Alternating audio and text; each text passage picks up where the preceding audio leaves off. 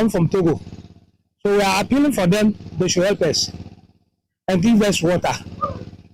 The people of this town, they are complaining that all the politicians are not true.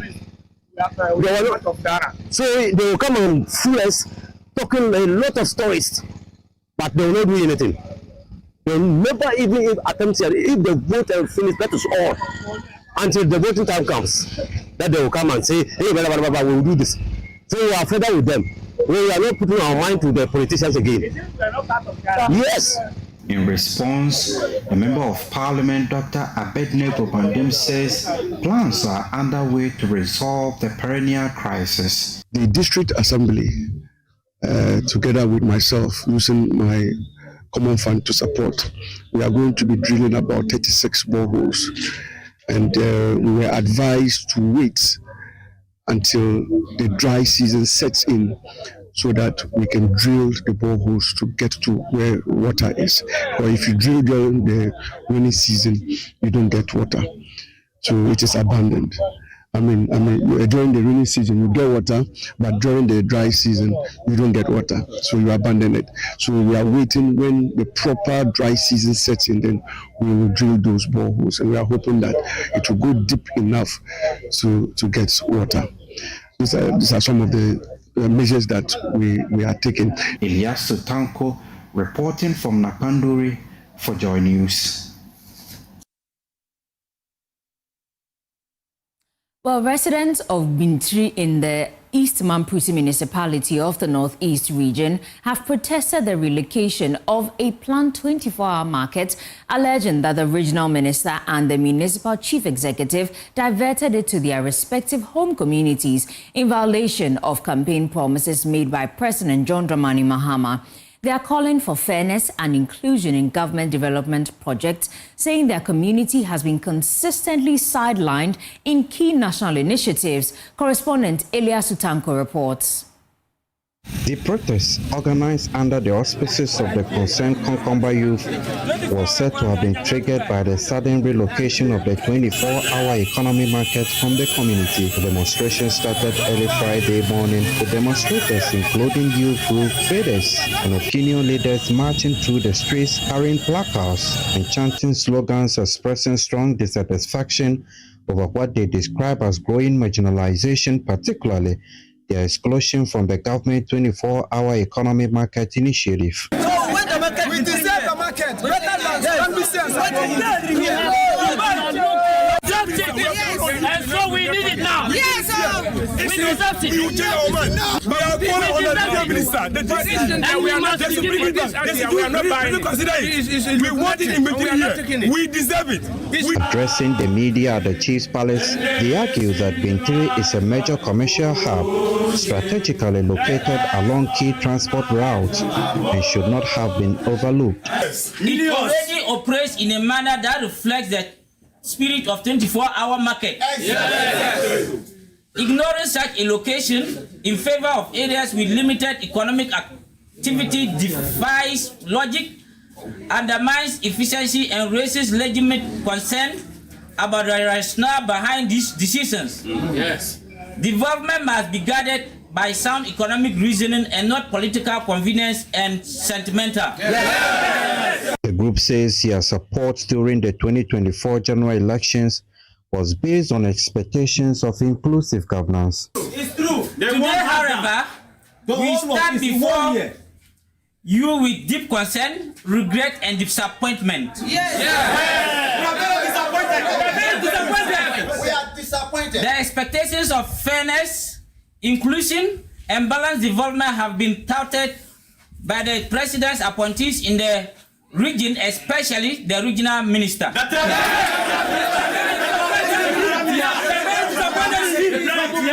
Instead, what we are witnessing is a troubling pattern of exclusion, inequality, and deliberate neglect of the Gbintiri enclaves. Beyond infrastructure, concerns were raised about the lack of transparency in decision-making. According to the group, key stakeholders, including chiefs, youth, women, and local party structures, have not been adequately consulted. They also allege that concumbents in the region are being sidelined in political appointment deepening feelings of exclusions. The group is now demanding an immediate review of the siting of the 24-hour economy market and is urging authorities to include Gbintiri as a priority location. In the light of these developments, we therefore call for an immediate review of the siting of the 24-hour economy market initiative to include Gbintiri as a priority location or to establish an additional market there. Yes. We also call for an end to selective governance and demand fair and inclusive political appointments that reflect all communities and ethnic groups within the region. Yes. They are also specifically calling on the regional minister Ibrahim Tia and his in-law, the municipal chief executive Bukari David Barachi, to account for their decision and disclose the criteria used in selecting project sites. Failure to address these concerns within a week will compel stakeholders and the people of Gbintiri to explore appropriate and lawful avenues to ensure that their voices are heard. They say this protest marks the beginning of a sustained but peaceful advocacy campaign to demand fairness and inclusion. The traditional chief of the area also expressed support for the protest and sharply condemned the regional minister and the MC for their lack of respect for traditional authorities since their respective appointments.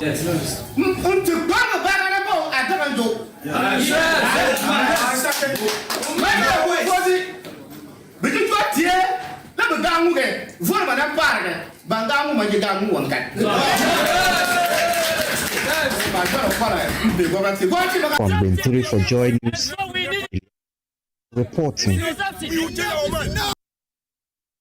Now, the National Disaster Management Organization, NADMO, in the Central Region reports that 29 schools were affected by a recent rainstorm, causing varying degrees of damage to educational infrastructure across the region.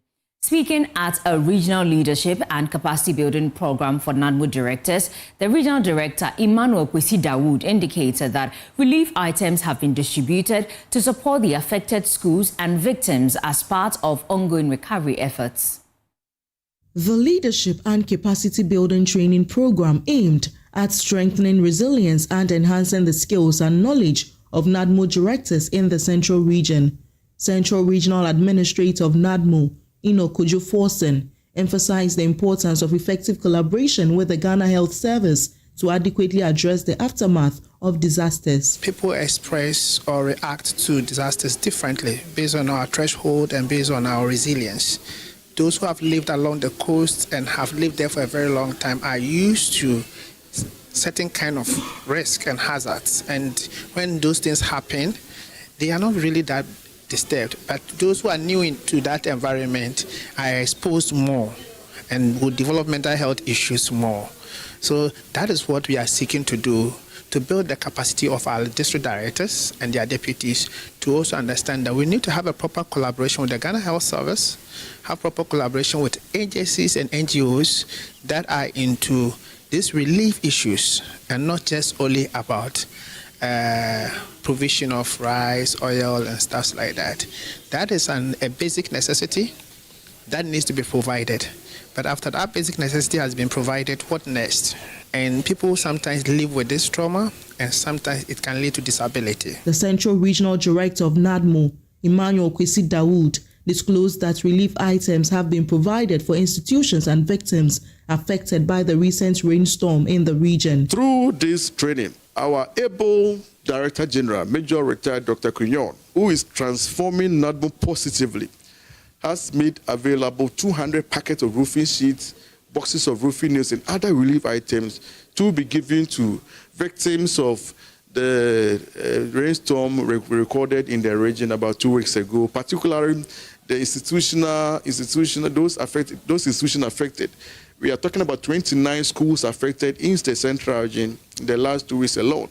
By the grace of God, with the arrival of these relief items, after this training, our MMD directors are leaving the RCC with these items to be able to present to the affected institutions and households so far as relief, administration, and recovery efforts are concerned. The head of fire disasters at the NADMO head office, Godson Bill Loklu, used the opportunity to address complaints raised against the department, clarifying issues surrounding its operations. Complaints upon complaints from the Ghana National Fire Service that NADMO is taking their job. I don't think we are doing that.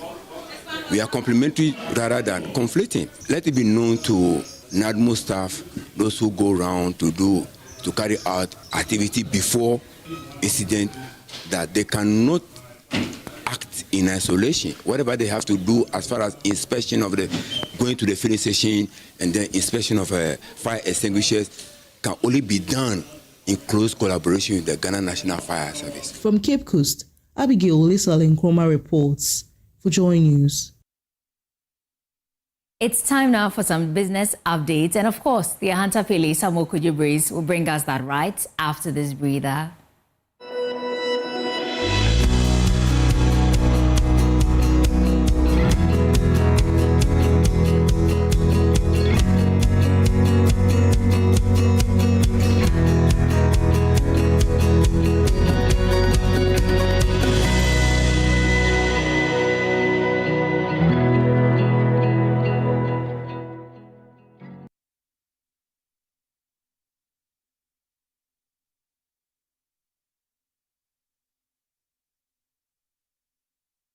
Well, let's do business updates now. And the National Pensions Regulatory Authority has recovered more than 27 million cedis in 2025, representing 30% of total defaulted pension contributions from employers across the country, following an intensified compliance exercise. Speaking at a press conference, Deputy Chief Executive Officer of the authority, Victor Azuma, said the funds were retrieved after compliance officers were deployed nationwide to inspect the financial records of employers as part of effort to enforce adherence to pension contribution regulations.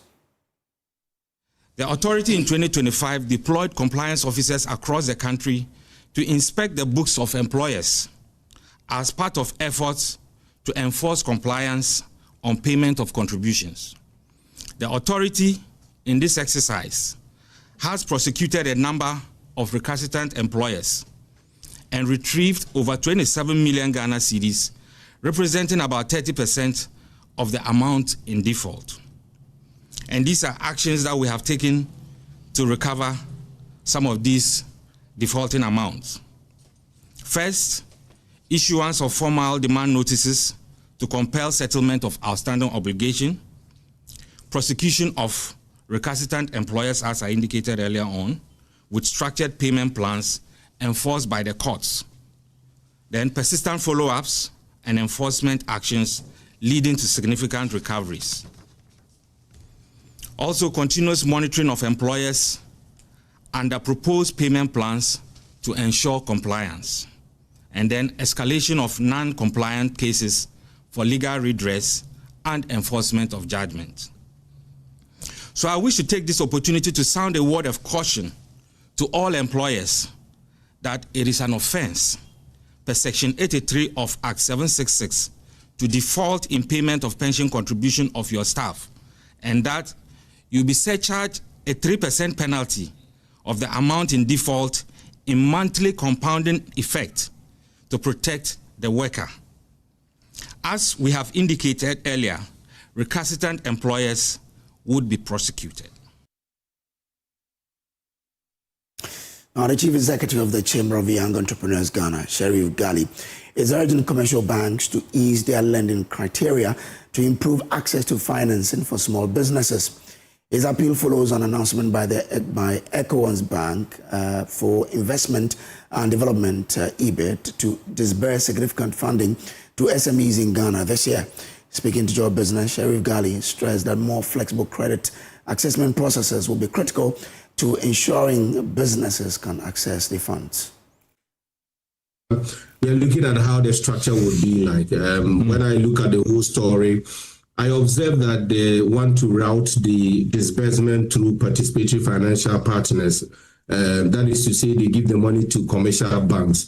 That is where I only have a slight issue, because the decision to route it there through the commercial bank is technical, it's sound, but leveraging existing structures. But I think that we owe to ourselves to be honest about one thing this model has been used before. The DBG has used the Development Bank of Ghana. Unfortunately, it has not been so successful because, you see, when the money goes to the commercial banks, they use that same procedures, the procedure they use to get SMEs to get the funding, and they take them through their credit rating or assessment procedure, and it becomes difficult for the SMEs that are targeted. So I think that EBIT would have to look at that. It has to really work on that. If this is actually for SME development, the participatory financial institution should understand that they may have to, I'm not saying totally bring down the bar, but they may have to come out with assessment criteria that will benefit the local SMEs. Most importantly, SMEs owned by young people. Right. They do not have documentation that may have, but this is a very good call. It is at a point that we need it, and we hope that this will really come to pass.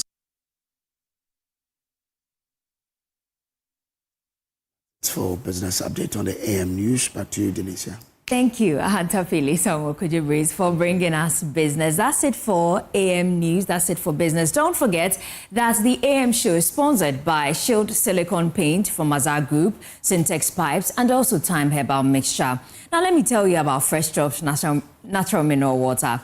Ladies and gentlemen, as you enjoy today's moment, remember to keep your body refreshed and your energy right with Fresh Drops Still Natural Mineral Water. Well, Fresh Drops Still Natural Mineral Water is not just any water. It's natural and mineral rich that keeps you going. So whether you're dancing, cheering, or simply networking or enjoying the moment, Fresh Drops Still Natural Mineral Water helps you stay cool, refreshed, and fully present. So grab a bottle available in 500 ml, 20-liter jars, and sachets. For bulk purchase or inquiries, call 055-2250-290. Now, every day, someone in Ghana is diagnosed with leukemia and asked to travel abroad for treatment. This must stop. Join Build Ghana's first Center for Hematology and Clinical Genetics. Donate to the Leukemia Projects Foundation via Stanbic Bank Silver Star Airport City account. The city account is 9040-0043. 56815. The dollar account is 9040-0042-99889. Over EcoBank Silver Star Airport City. City account is 1441-0001-44545. Or the dollar account is 3441-0001. 44544. You can also donate via MTN Momo on 054-501-3437. Also, via Telecel Cash is 020-069-5209. This initiative is by the Joy News Impact Makers Foundation in partnership with the Leukemia Projects Foundation. Well, my name is Denicia Pomaije. For more news, please do log on to myjoyonline.com. Up next is sports. Enjoy the rest of the show. Do have a lovely Monday.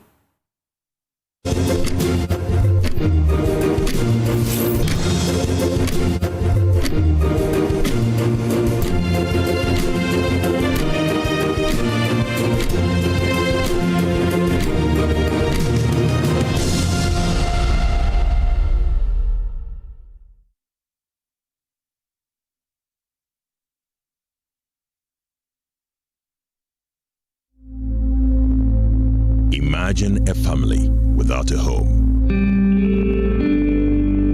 Imagine a song without a voice. Imagine a church without prayers. Imagine a government without citizens. Imagine democracy without journalists. Imagine a world without the media.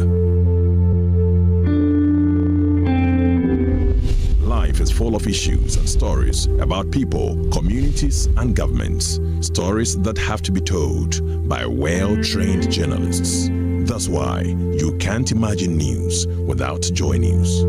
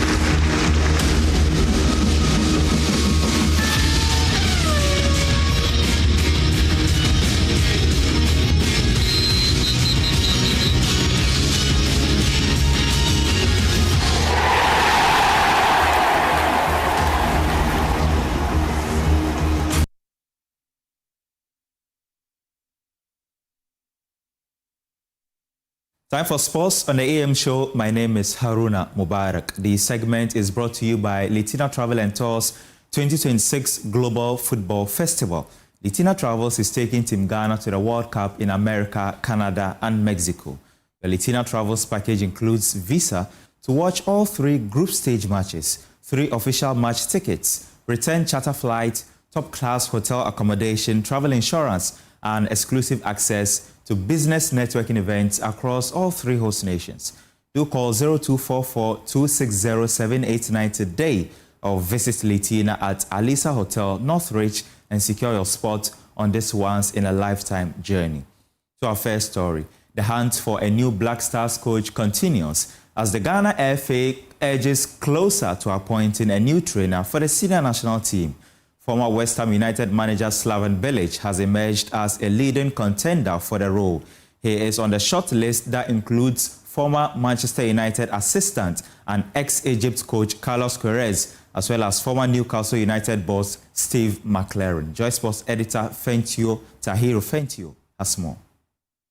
Slaven Bilic is really the newest name that's been introduced into the mix, and he's a man with a lot of experience with Croatia. Obviously took them to 2 Euros, also did well with West Ham, but his recent performances have not been great. But obviously also considering that he's Croatian and Ghana has to play Croatia at the World Cup, we have a history of a coach coaching the country against a country of his origin and doing really well. And that is Milovan Rahivac in 2010 when he was coach of Ghana. Ghana played against his home country, Serbia, and Ghana won that game by 1-0. So I don't think that is particularly an issue. The main issue with Slaven Bilic is compensation. Our sources understand that the amount that he's asking for is around $200,000 US per month. The GFA, the government of Ghana, has only agreed that they can pay $50,000 US per month for any coach that they hire. So that disparity might be the difference maker in getting Slaven Bilic or not. There's also the issue of contract duration. The FA is looking to offer a 4-month contract to whichever coach they get. And so it remains to be seen what will become of that situation. The other coach that is certainly still in the conversation is Carlos Queiroz, the former Portugal manager, Man United assistant manager. He has experience coaching on the continent with Egypt, of course. He was in charge of Egypt at the 2021 AFCON. They went all the way to the final. He is one manager that's also being considered. The issue with him is that certain members of the FA have spoken about his age and whether or not he's in the right frame of mind to be able to lead the country forward. There's been a last name that's also been thrown into the mix, and that is Steve McLaren, the former England assistant manager. He just left his job at Jamaica. We understand that he actually reached out to the Ghana Football Association to offer his services, but conversations haven't really traveled in that particular direction just yet. Later on Monday, we will have a few more details because the FA has a certain timeline that they're working with, and by close of Monday, they're expected, or they should be naming the manager. But as we speak, there's still a few names under consideration that are being whittled down. SC delivered a ruthless performance to humiliate Asante Kotoko, storming to a commanding 4-0 victory and returning to the top of the Ghana Premier League table.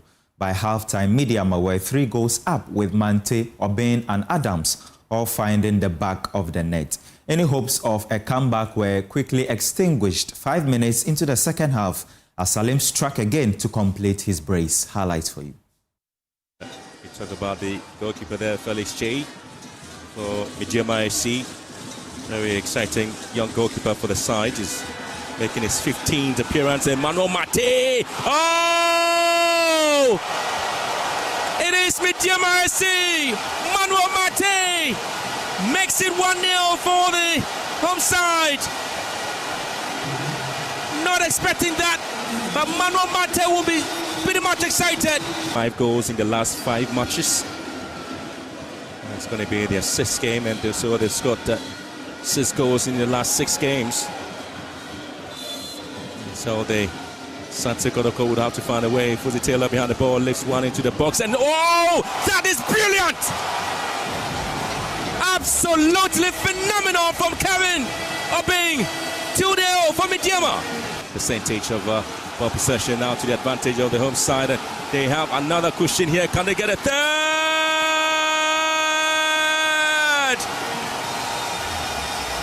It has happened. Salim Adams has made it 3-0 for Midyama inside 34 minutes. Tapping home shouldn't have been a problem. Ansu Amwa. Once again, it's a very poor play there from Amwa after doing almost everything right. Trying to go in with a foul here, but Salam would have to strike off the attack, and it's going to be Midyama once again, and Salim Adams make it 4!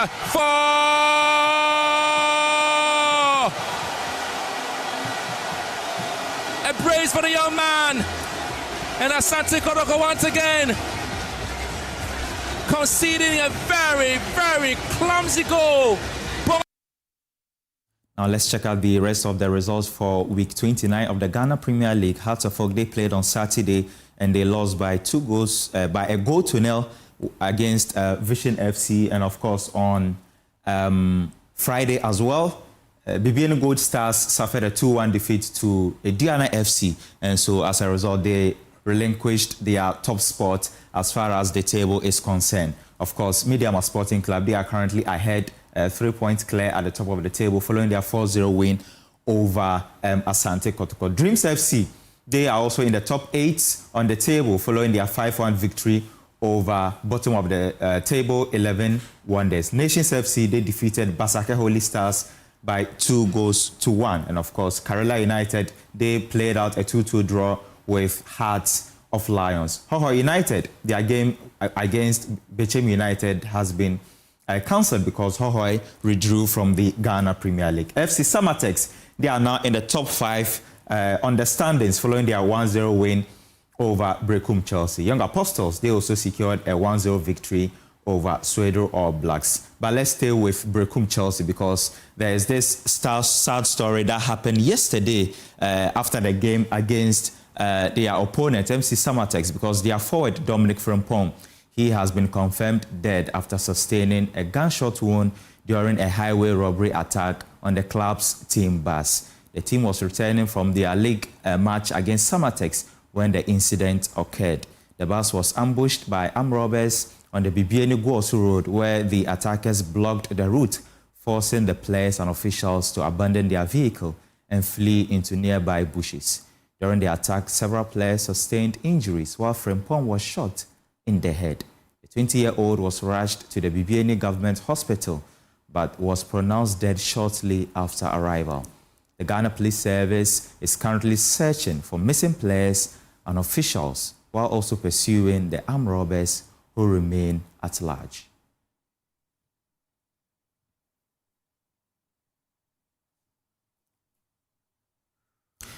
To the English Premier League now. Arsenal's title hopes were dealt a major blow following a 2-1 defeat to Bournemouth at the Emirates Stadium.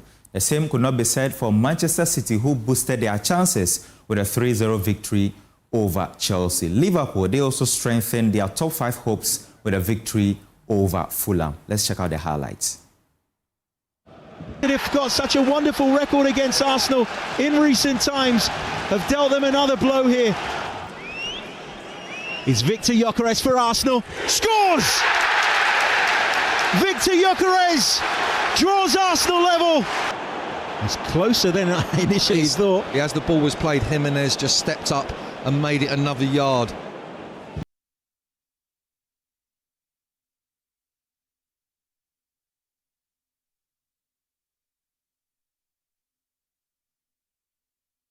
Fabulous save. Semenyo trying to work an angle, hits the shot, doesn't miss by much, and he took a deflection as well. Cherki, O'Reilly!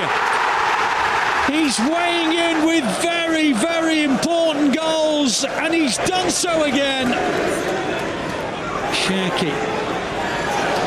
He's just a delight. Okay, 2-0. Another assist. Real Madrid's stuttering run of form in the Spanish La Liga continued. They were held at home to a 1-1 draw by Girona. Madrid are now 9 points behind leaders Barcelona, who defeated Espanyol by 4-1. And that's how we end the sports segment here on the AM show.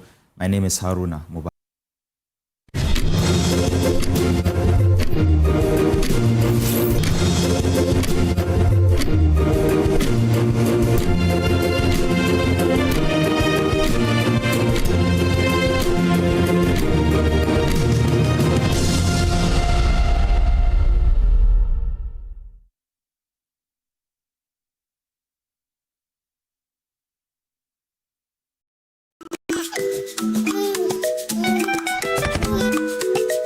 How may I help you today? We'd like to open a bank account.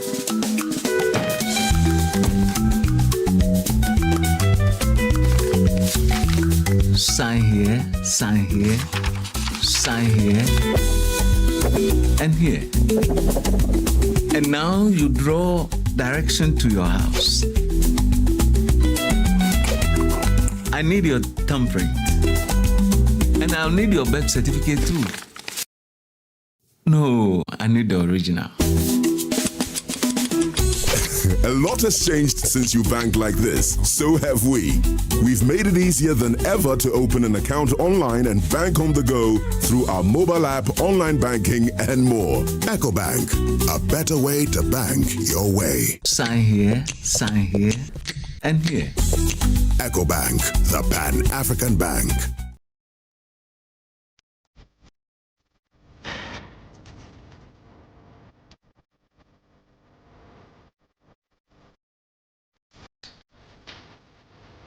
It doesn't take much to protect what we love. Sometimes it begins with prevention.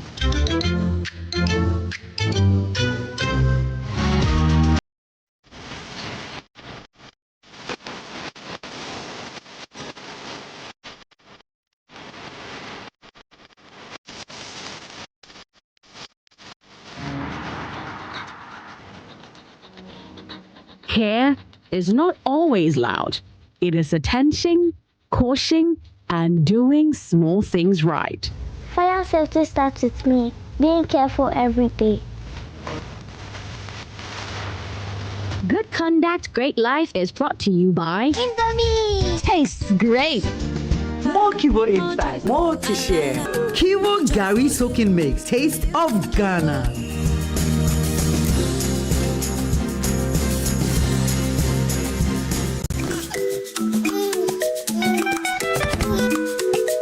How may I help you today? We'd like to open a bank account.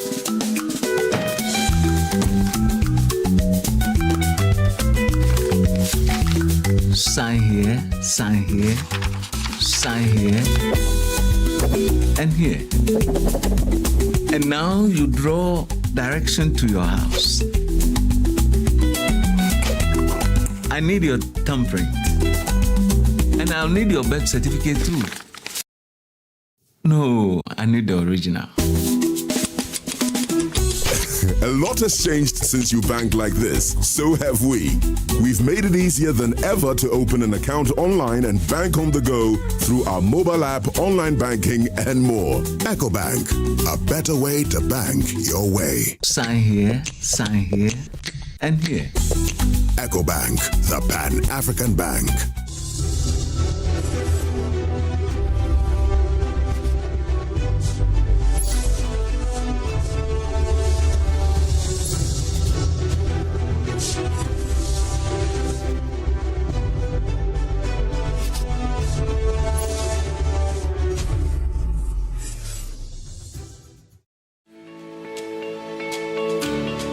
Shield silicone paint repels water, dispels water vapor, is washable, self-cleaning, and durable. Now, you can appreciate how and why Shield silicone paint is super strong and thus able to do what other paints cannot do. Shield silicone paint from Azar Group since 1921.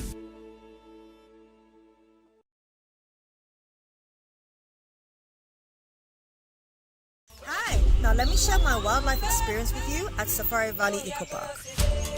Welcome to Safari Valley Eco Park. Our electric shuttle pulled up, and in no time our tour began. We were surrounded by wildlife from the moment we entered the eco park. We were greeted by experienced tour guides who took us through orientation and how to better enjoy the experience. Watch these animals roam freely in their natural habitat undisturbed by our presence. We saw zebras, sable antelope, brown crane, mara, silky chicken, nyalas, Shetland ponies, and so many animals I just couldn't keep up. Our tour guides taught us so much about the wildlife, their behavior, and how to interact with them.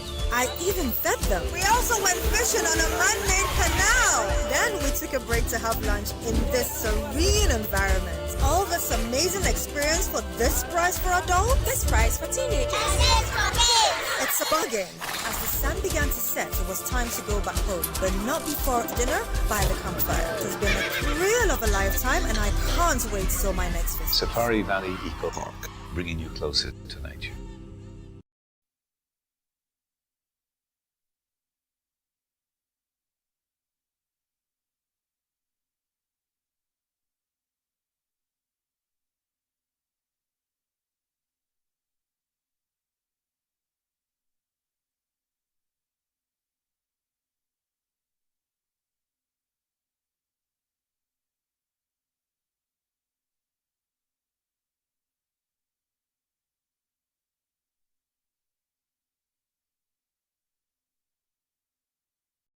Another week is here on the greatest of all time show. My name is Giovanni Clip, and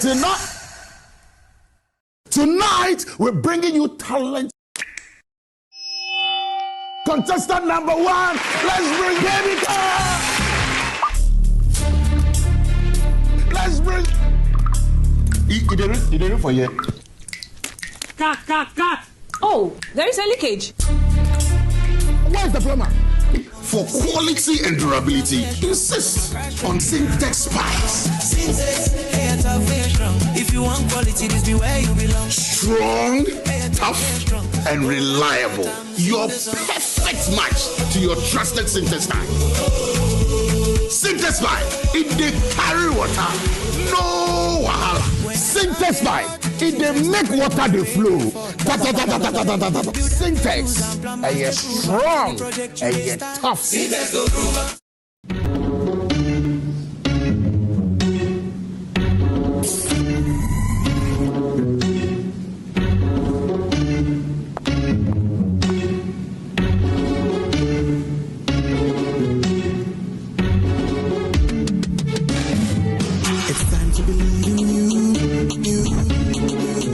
Changing, so should you. If you're dreaming, don't be afraid. I'm in the valleys. Keep your head up high.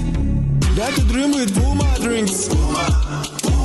Yeah, believe it, you can achieve. Puma.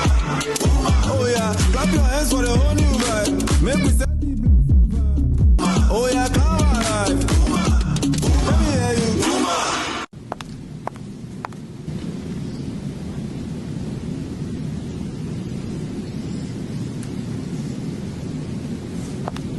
Puma Drinks, a whole new vibe. Another quality product from Casa Precon. This advert is FDA approved.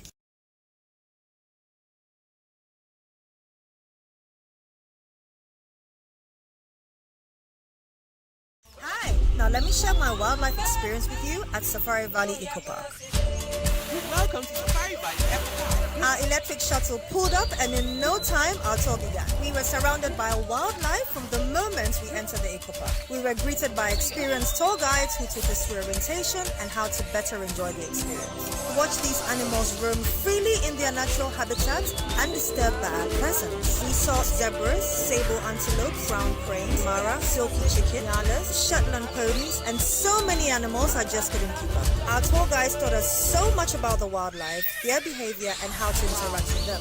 I even fed them. We also went fishing on a man-made canal. Then we took a break to have lunch in this serene environment. All this amazing experience for this price for adults, this price for teenagers. It's a bargain. As the sun began to set, it was time to go back home, but not before dinner by the campfire. It has been a thrill of a lifetime, and I can't wait till my next visit. Safari Valley Eco Park, bringing you closer to nature.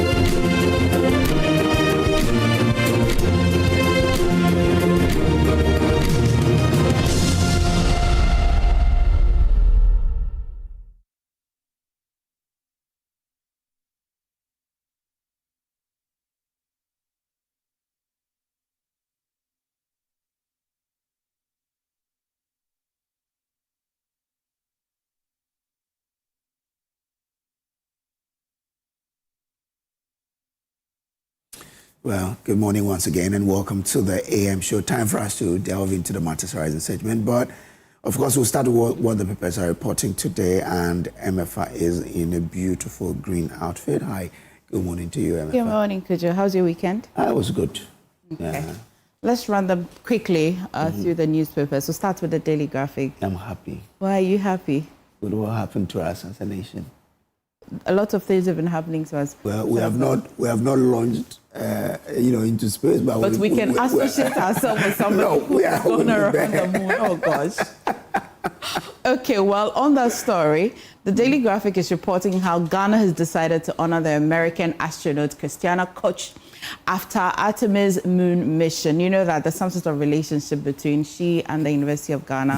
Yeah. And on a Facebook post, the foreign minister has indicated that on an agreed time between she and the president, diplomatic processes are ongoing to honor her. So you were asking whether it's AI or not. Well, it's not. I read over the weekend on social media that she really flew the flag when they were on that mission there.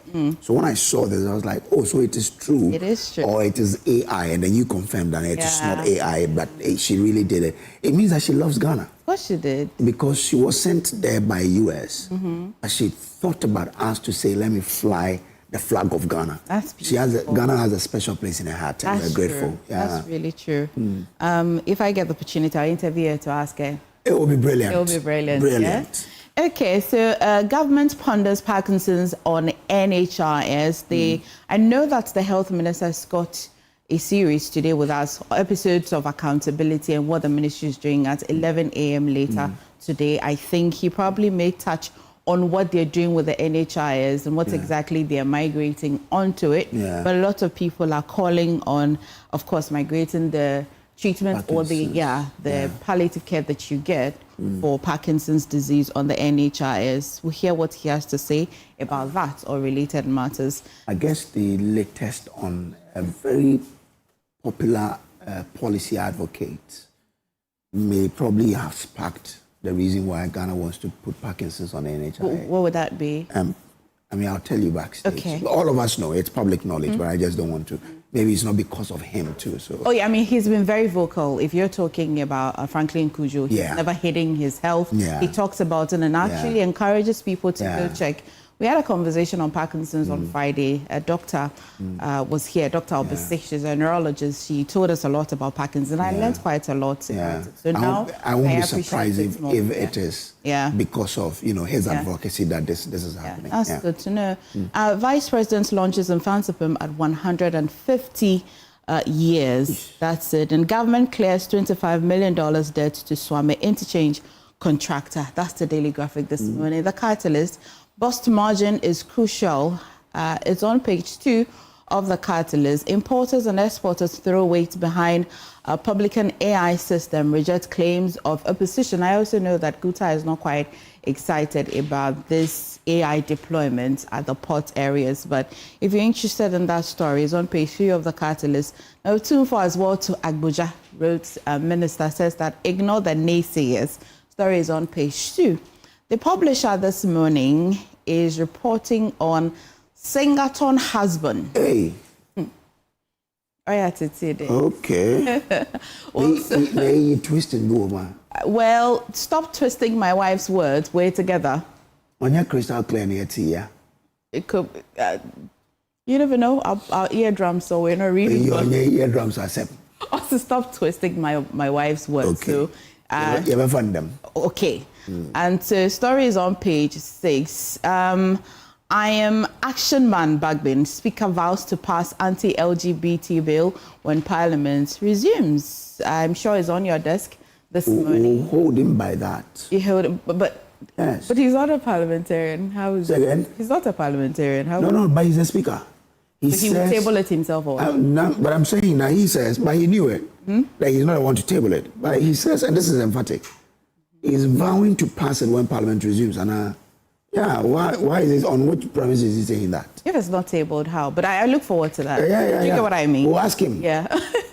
So I agree what you mean by we'll hold him to it.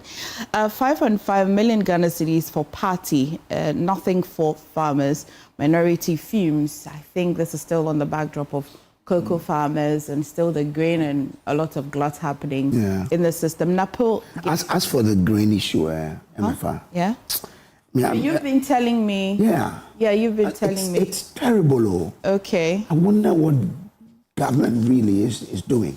The grain situation is terrible. So you've been telling me that there's a lot of imported grain in the market. So much. So much that today, farmers in Ghana who harvested last season were not able to sell. But why? Is it because the imported one is most preferred, it is affordable, or what? They are not even, they themselves are not even able to sell. Sad. So yes, the prices have dropped, but you're not able to sell. Yeah. You're a farmer, I believe what you say. Daily Guide this morning, Agyeman strips a trestle hene of, how would you say that word? Courtesies. Courtesies? Yeah. Okay. Because of what?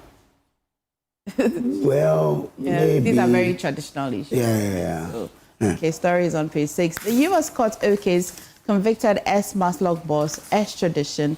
You know that story has been brewing, and it seems to us that the government of Ghana has some way out, as the U.S.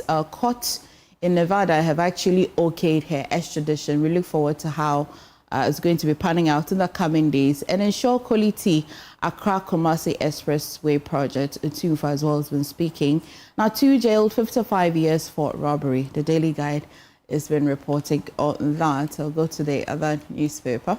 Okay, but the Agyeman thing, it says the Agyeman-Rawlings Standing Committee has stripped the Trestle Hene Tasebre Ofosu Kwabi Ayebiashe of all traditional courtesies due to statement he made against the Ochihene or Sajifo Amoti of Oripeni II. The decision was made after the Trestle Hene was said to have dared the Ochihene on who becomes the chief of Osenase and threatened to break away from the Achim-Ebuakwa state. Following the Trestle Hene statement, 12 chiefs within the Odao group, which he leads under the Benkum division of Ochimman, distanced themselves from his statement and pledged allegiance to Ochihene. Very traditional and customary law that side. A lot could be happening. A lot. Yeah. Okay. So we're wrapping. I'll just bring you our top story on myjoyonline.com. Government loses over 600 million in taxes from unaccounted petroleum products. You're interested? Definitely take a read on myjoyonline.com. Kojo. Thank you very much. You're going to need a pen, would you? Just ask for it with your chest. You don't have a pen. Ask and I'll bring you a pen. Please bring me a pen. That's more like it. Well, go on with the news. All right. Let's get into the news review. I mean, the matters rising. By introducing to you my guest, Lom Nukwalija is lawyer, lecturer, and energy expert. He's joined us here on the show already. And then also we have Titus Glover. Is it Kwate? Right? Kwate Titus Glover. Daniel Kwate Titus Glover. Okay. What do you have? There's no Kwati. Kwate. It's T-E-I. Kwate. Yeah, okay. Daniel Kwate Titus Glover. He's former Greater Accra Regional Minister. He joins us on the table. So good morning to you, gentlemen. Good morning. Good morning, Kojo. I guess your weekend was good? Oh, it's normal. Not bad. Not bad for me. Funerals and weddings, all of that. Usual. Social gatherings. As for Titus Global, his will be double. For a politician, you need to be at every corner. And since he's running for office, he has to. I was at one of my elders in Tema, Agyeman-Rawlings. He's Ashanti chief in Tema. Okay. Lost him a couple of months ago. Oh. So he was sent to Ashanti on Thursday. So Saturday we had his funeral at the Community School Park. There's some few commitments here and there, but he's not allowing me to sleep, so he knows what I'm talking about. He's not sleepy either. Well, that's true. You have so a go lot and touch base and come back. You have a lot to do. Yeah. To read. You have to go and touch Okay, let's start from the Damang issue because it looks like that won't go away. Let me start with the lawyer. Why is this issue that topical? That a company has won a tender, but Ghanaians still feel that something isn't right somewhere. Well, perhaps because of the personalities involved, I'll say, because there's really, on the face of it, no reason for that to be the case. But I guess because of the maybe personalities behind the companies that are involved, it has triggered a lot of public interest in the processes. Doesn't matter.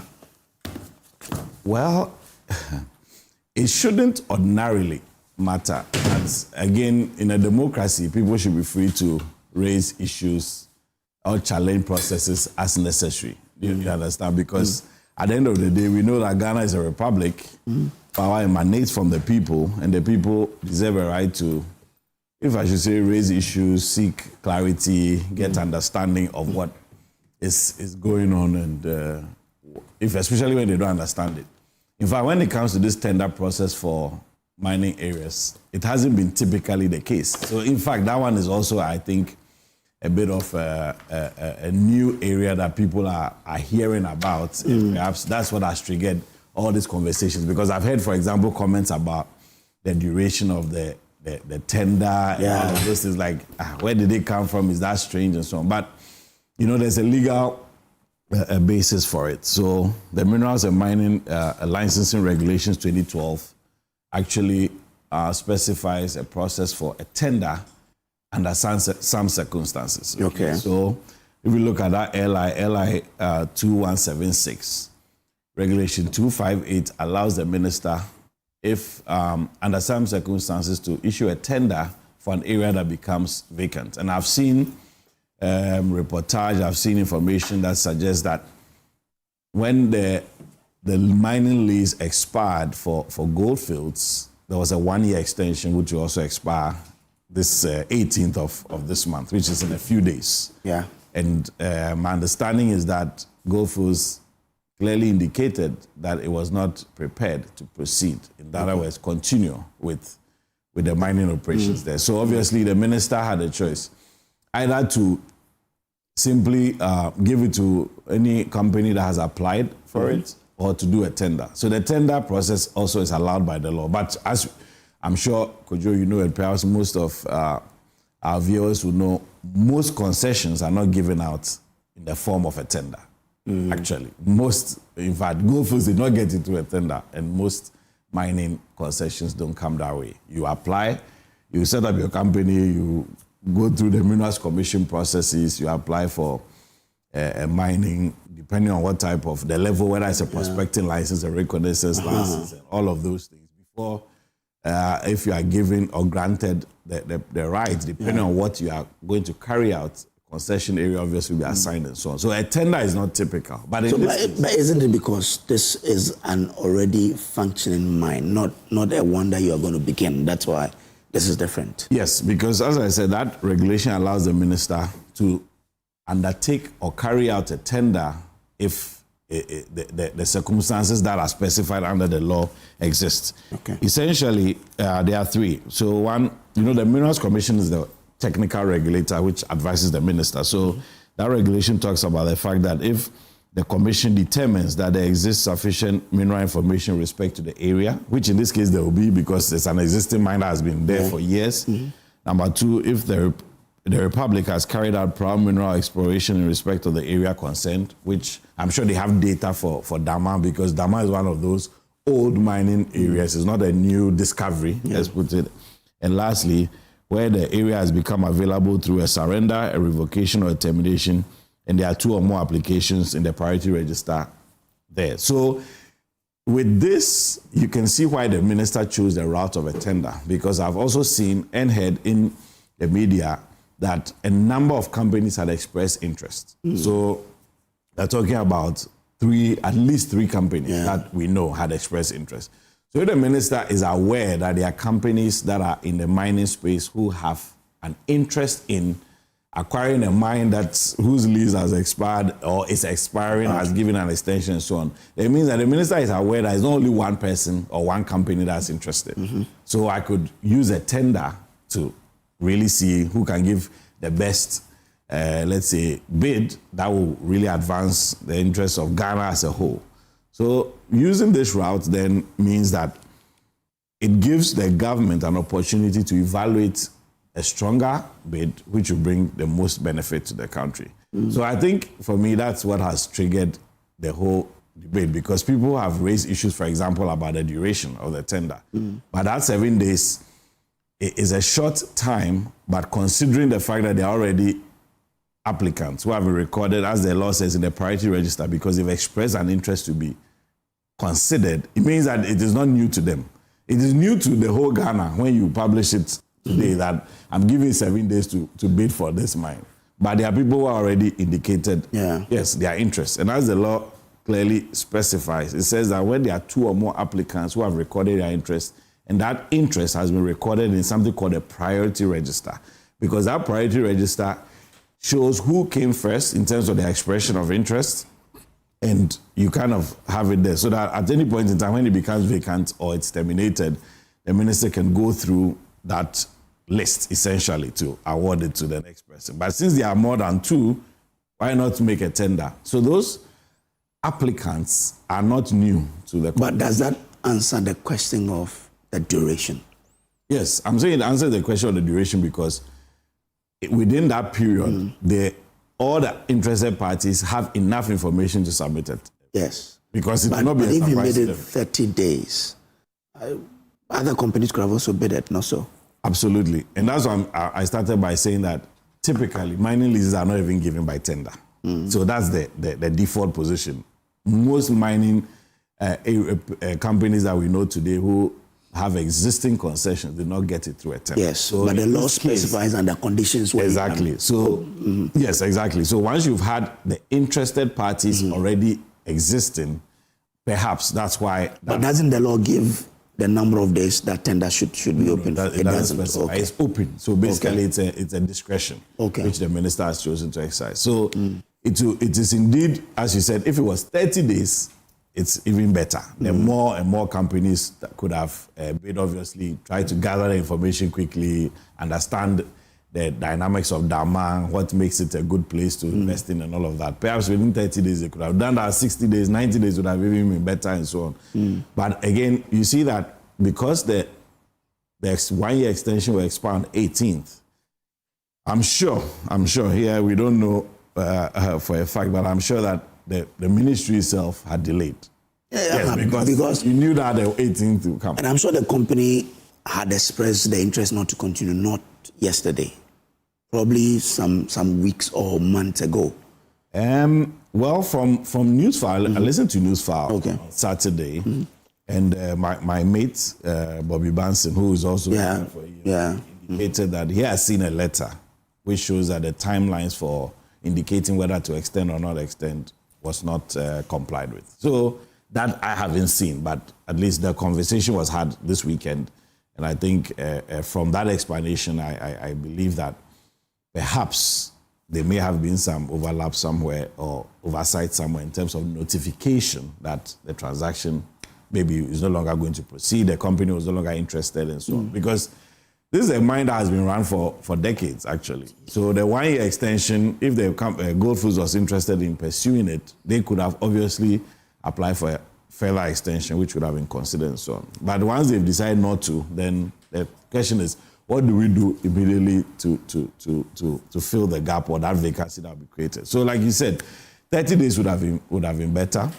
But in this case, since there are more than 2 applicants on the priority register, they should have enough information already because they've expressed an interest to know that we can take over the mine today. Because you see, on the priority register, it's kind of like a list of who has expressed interest and when they express their interest, which means that the company that expressed interest first, assuming there was no tender, could have been considered. You get it? And at that point, if you are considering the minister exercising his power under the Minerals and Mining Act to grant, for example, a lease to you, it means that you should be ready, which means that you already have all the data, all the information and everything. So that's what I think is most important. And so far in the conversations that are in the media, not a lot has been said about the legal basis for it. So it seems more about, like I said, the personalities behind. So the state capture, which people are alleging? Yes, state capture, like I said, the personalities behind, because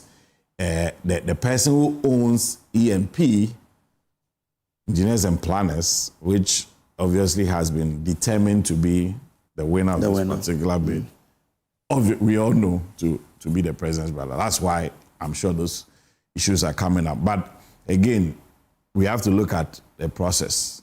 If indeed these companies were invited to tender and they did respond to the invitation to tender, but did not ultimately submit bids, then it also leaves a lot of questions around whether they were indeed interested or they had a capacity and all of that. Because I've heard that on the deadline for submission, which again, from the discussion this weekend, suggests that out of the 4 companies that were interested, only 2 submitted. And even the 2, one was late in submitting. See? So it then creates the issue of, at the end of the day, it was left with 1 company, and that company appears to be the most prepared for it. When even though other entities were also invited or expressed interest in submitting.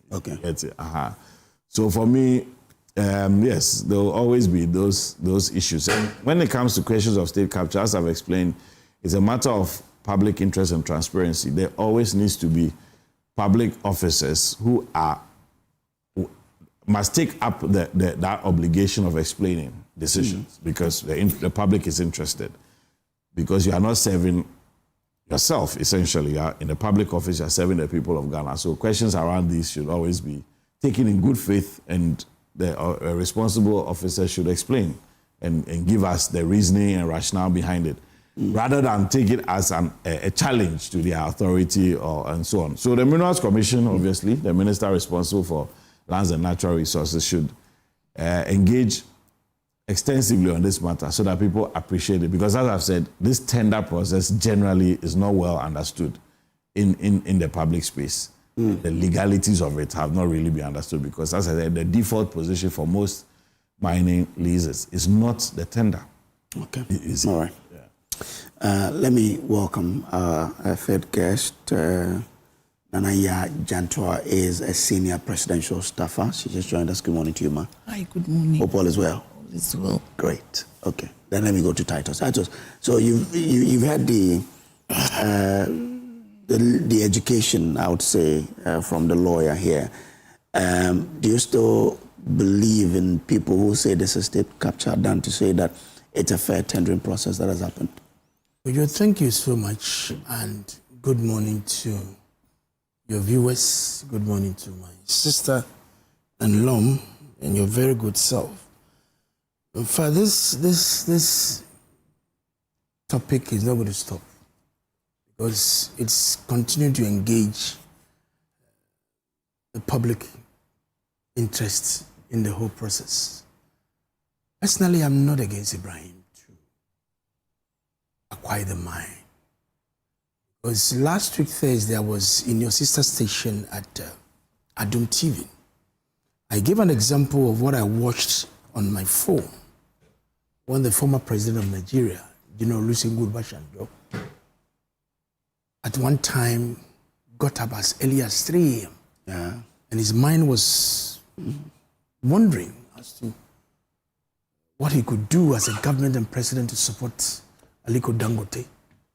Because essentially, when you are able to promote entrepreneurs, industrialists within your country, it had a long span of strategically positioning your country away from these foreign direct investors.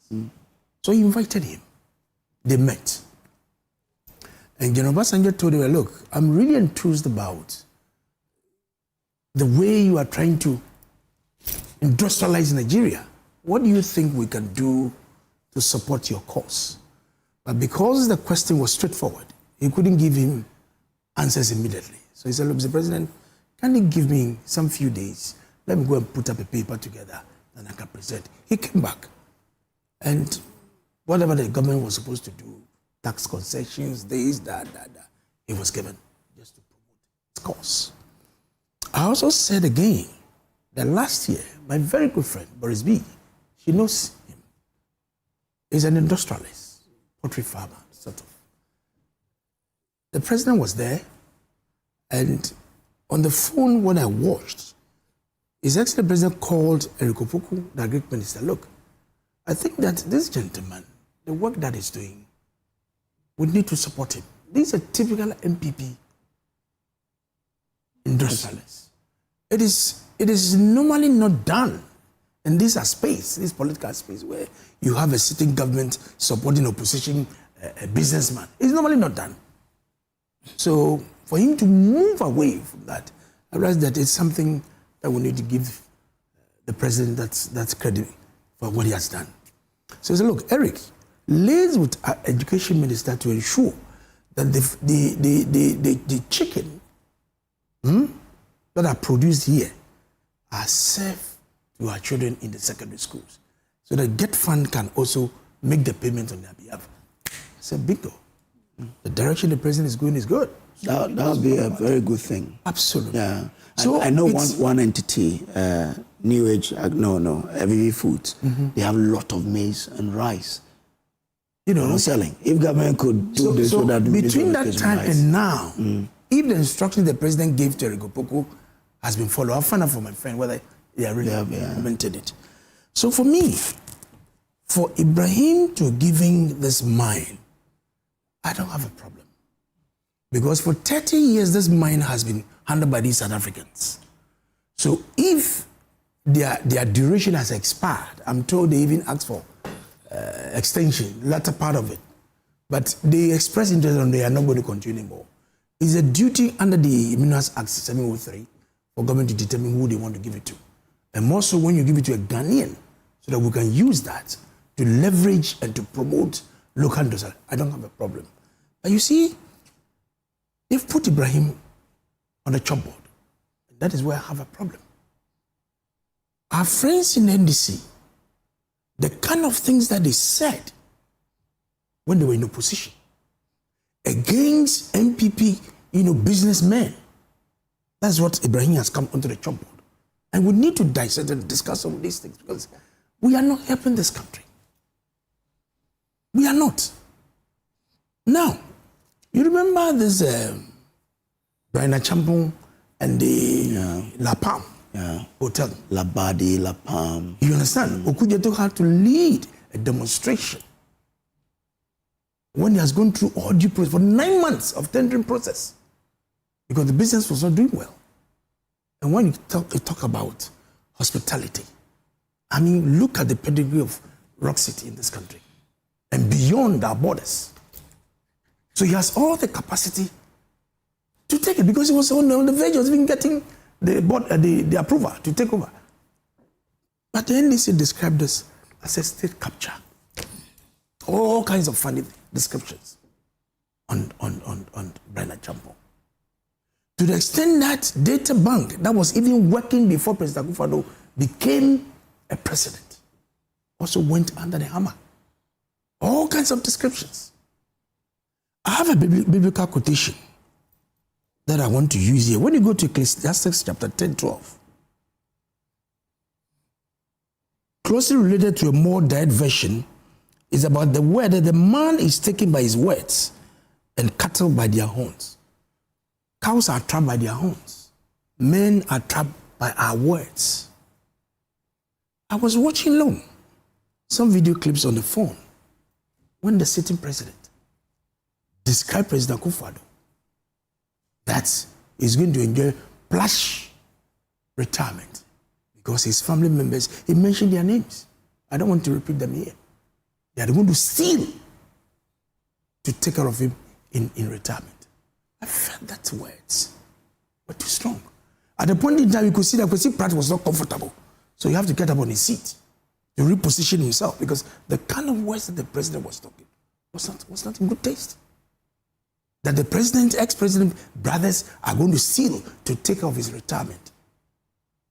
So now that you have given your domain to Ibrahim, fantastic businessman. In fact, President Kufuor and Aliu Mahama, may he so rest in peace, contributed to have to lift Ibrahim Mahama because they saw the talent in the man. That look, this is an entrepreneur industrialist that will support and help this country. There's nothing wrong about it. Did you hear President Kufuor and Vice President Ali Mahama saying that when they support him, his family members are going to what? Enjoy from him? No. We move beyond politics. Now the man on his feet. Look at how he's doing well. You can agree or disagree with him. But for long as the way the president spoke, the way the NDC members went to public, condemning everything any MP businessman has done. This is the fate of Ibrahim. And must they continue? No. We need to address some of these things so that we desist from it. So that we stop some of these things. It doesn't look good for us. So the foreigners should come to this country and come and take the money away? No. If Nanaya qualifies and she's able, let me give it to her, regardless of her political background. Because at the end of the day, she's a son of the soil. Whatever she earns, it's here. If you are employing not because you are blue and green. Today, that is the same we are. If you are not green, you cannot benefit. If you are blue, you are an enemy. So clearly, we need to establish some of these facts and move away from that. Now, when you go through the process, okay, under the Act 703 of the Minerals Act, normally the Act doesn't give you a specific period as to how the tendering process can go. It's between a month or to 2 months. But immediately it is published, we need to gazette it. But we are hearing long. This took about a week, 7 days. Kojo, I'm told the tendering took just 7 days.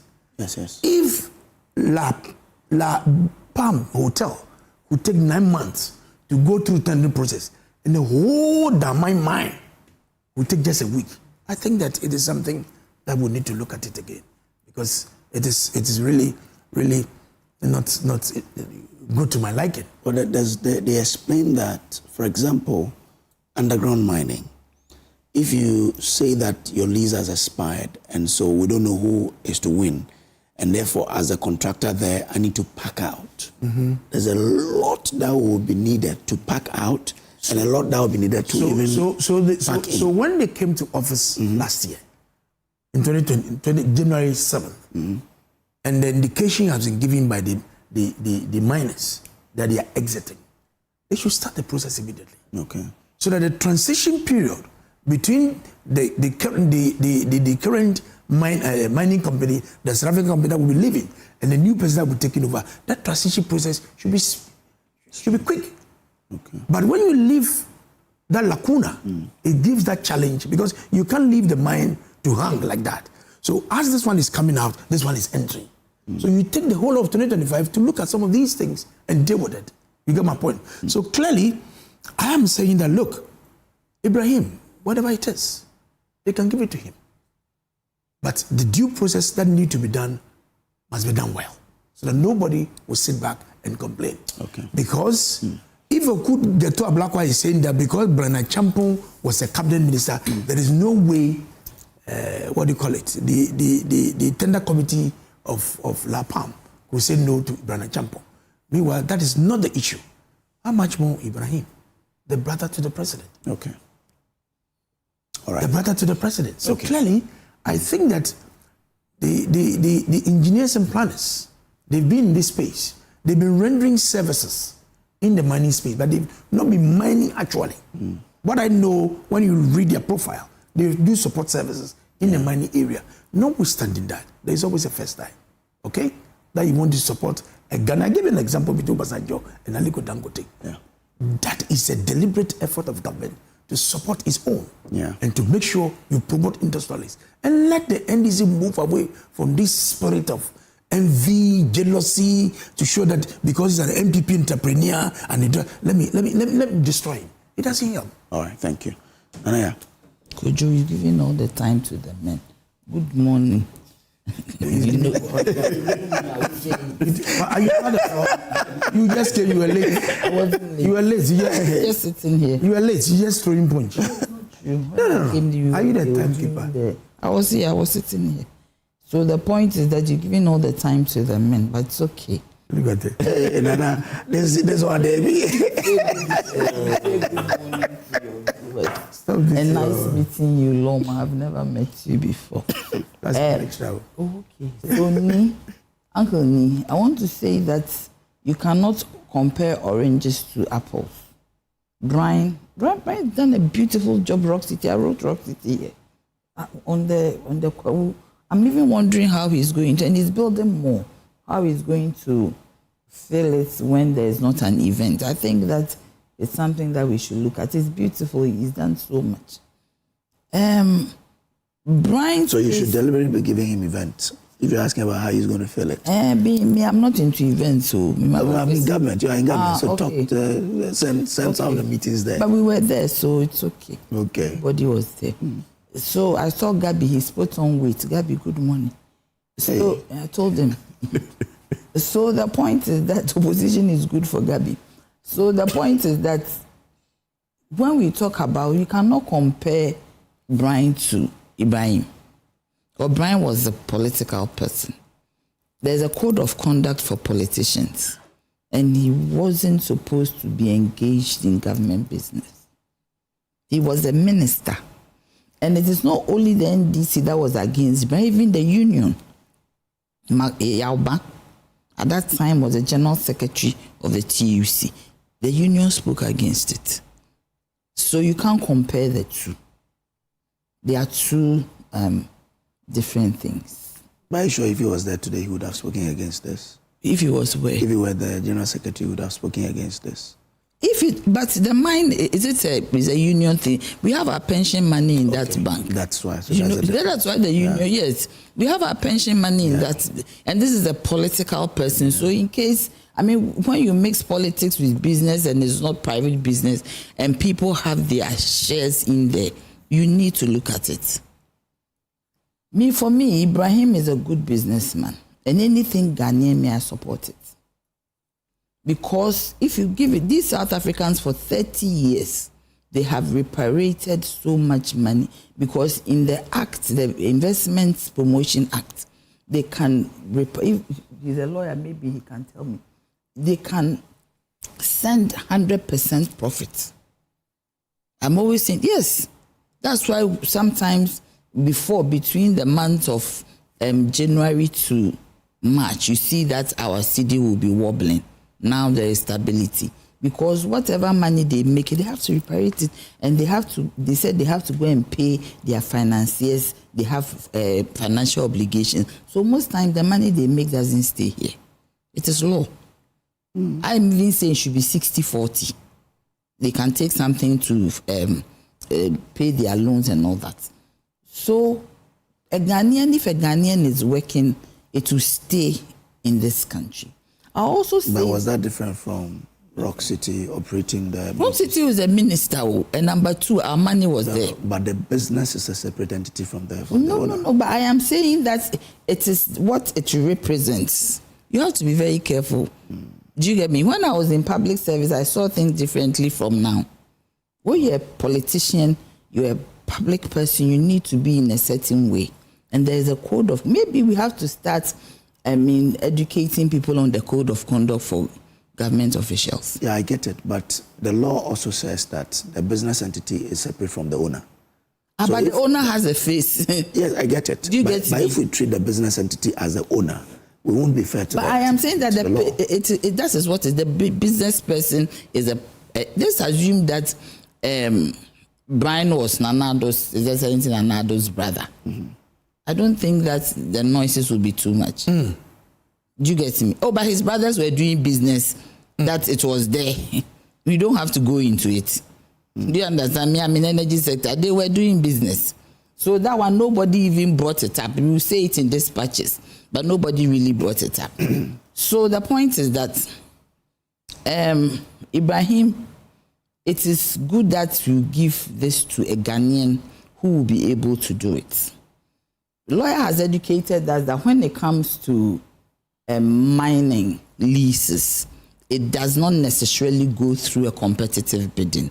Maybe there's some negotiation that you have to go through to do assessment and all that. When you are going to establish a fresh mine, so you go for, I think the first one is recognizance and all those lease for you to go and I start from prospecting. Yes. No, so recognizance before prospecting. For you to determine the viability of the mine and then how much. So you go through a process. All of that. Yes, you go through a process. Yeah. But for this one, it went through a tender.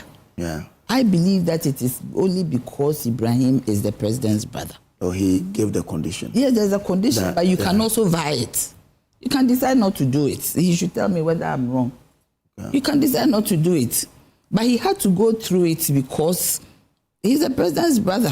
Okay, I'm coming. Lawyer, is the provision there a shall or is just not a may? Yes. Or may? A may. Once it's a may, you can decide not to do it. But because he's the president's brother, they have to go through this process. And you see, when you go through a process of a procurement, you have to, there are nitty-gritties that you have to fulfill. Even if the process, the procurement period is even just 30 minutes, you need to fulfill certain nitty-gritty that if you do not fulfill those ones, you will not get it. You won't get the bid. So Ibrahim has gone through the process. Ibrahim has capacity to do this business. When you are doing, you have to go through Ghana, so many things. You have to go through a committee, the audits, they will look through it, scrutinize. The people who did not, go through the process, I believe we should know. They should come and tell us why the other two decided not to go through the process. So that it does not create the impression that they were pushed out because Ibrahim was in. You shouldn't do that. You should know. There should be some stakeholder engagement, some public awareness about the matter. But I don't think that we should push it too far. Ibrahim is a Ghanaian. The fact that Ibrahim is the president's brother does not mean that he cannot do business in Ghana. And the fact that he is able to do the business is enough for us to accept. Let him start and let's see if there are lapses. It is key that we allow him to start. I've been thinking through my mind that when Ibrahim wants to do a business, we are saying that he's the president's brother. But when Ibrahim is giving us money to pay our medical bills, to look after ourselves, nobody says that he's the president's brother. Ibrahim is like a philanthropist. He helps people. Some people who are even okay can say that, oh, I'm going to Ibrahim, I need a car. I'm going to Ibrahim, I need this. Oh, somebody should tell Ibrahim. And he gives the cars? No, I am saying that people make requests to him. Okay. At that point, nobody says that this man is the president's brother. The work that he does, his second, he's bought an aircraft, right? Yeah. He said he's donating the other one as an ambulance. I didn't hear comments. I thought somebody was going to say we don't need it. But if you listen to titles, they don't have an issue with Ibrahim winning it. The issue is how the NDC crucified some MPP business people who were doing business. Like who? They mentioned Brian. About Brian's They mentioned Data Bank. Data Bank, he was a minister. Let's not go there. Where is Data Bank today? It is still there. No, the man who was representing Data Bank and became a minister. But I say that. Look, all the business money is different from the man. I am saying that all the money that's. Let's continue. So the point, I don't want to go there. I am feeling very sorry for Ken, for everything that is happening to him. Do you understand? I wish that he would just come home. He has a home. He has a country to come to. Do you get me? He has, whatever it is, even if he's taken to court, he is entitled to a bail. Do you get me? Yeah. He will be treated well at home. He will be, but I don't even, we are talking about Ibrahim. I feel very, how you have a family, you have been a former finance minister, you are not an ordinary person of this society. Why should you go and sleep in a cell somewhere called ICE? And you are running, are you a fugitive? You don't have to go do that. You are disgracing the nation. The image of Ghana, you are making them treat you anyhow. Why? Now you have an uncle, something, that you cannot. Have you seen it? Has that been confirmed? Yes. Why? You've seen it? Please don't go there. Me, I look for information before I speak. So I'm saying that's why. It's not right.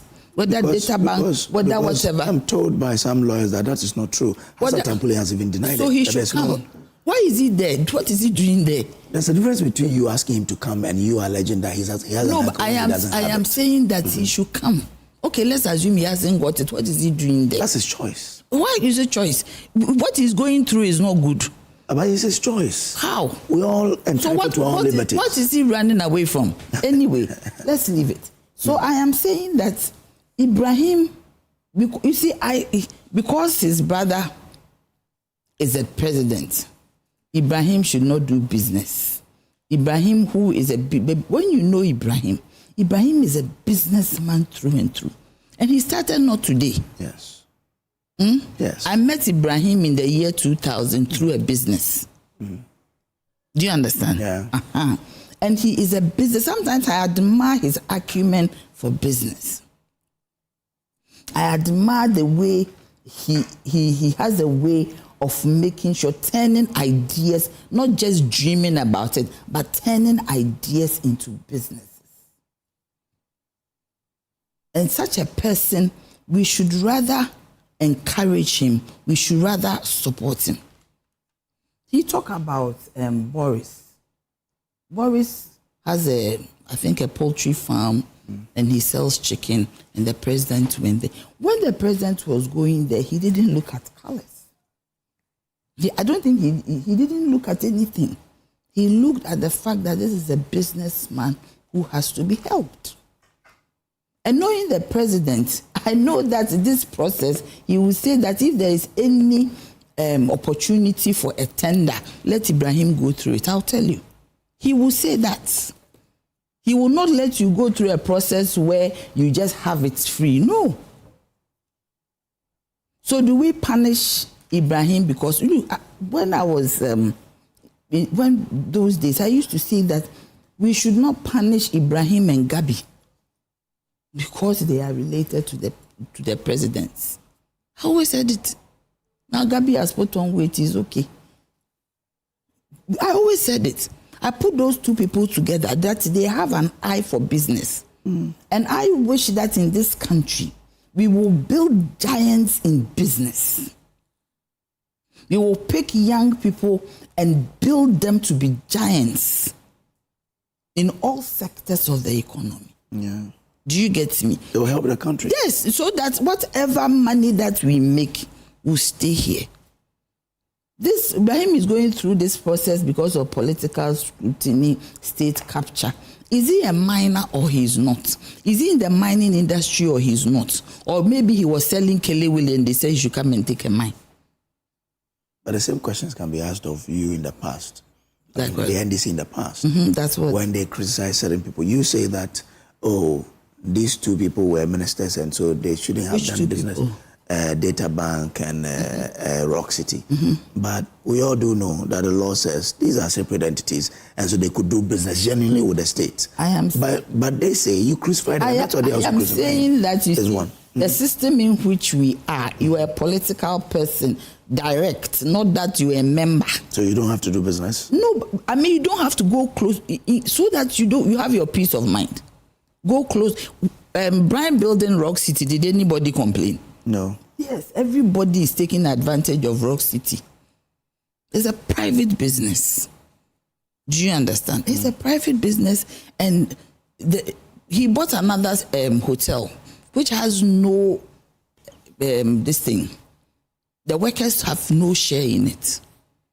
They don't have any share. I won't disclose. That one, nobody said anything. Another hotel. Everybody was quiet. But this one, you see, it is scary. Immediately you go close to a pension funds, people become jittery. Okay, all right. Do you understand me? Yeah. Immediately you go close to, I've heard people saying that we should use pension funds to do business.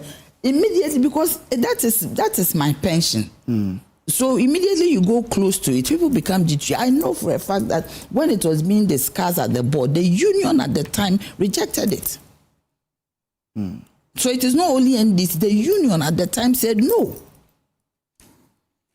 And they even said that if a SNIT was doing the right thing, the hotel will be profitable. Because they do not know why Labadi is profitable and La Palma is not. So they lay down so many things that will make the hotel profitable. But I am saying that the fact that Ibrahim is the president's brother, private, he's never taken a government position. He's never been appointed to any ministry, not even a board. Ibrahim, as he walk around in his T-shirt, is a businessman. Okay. True.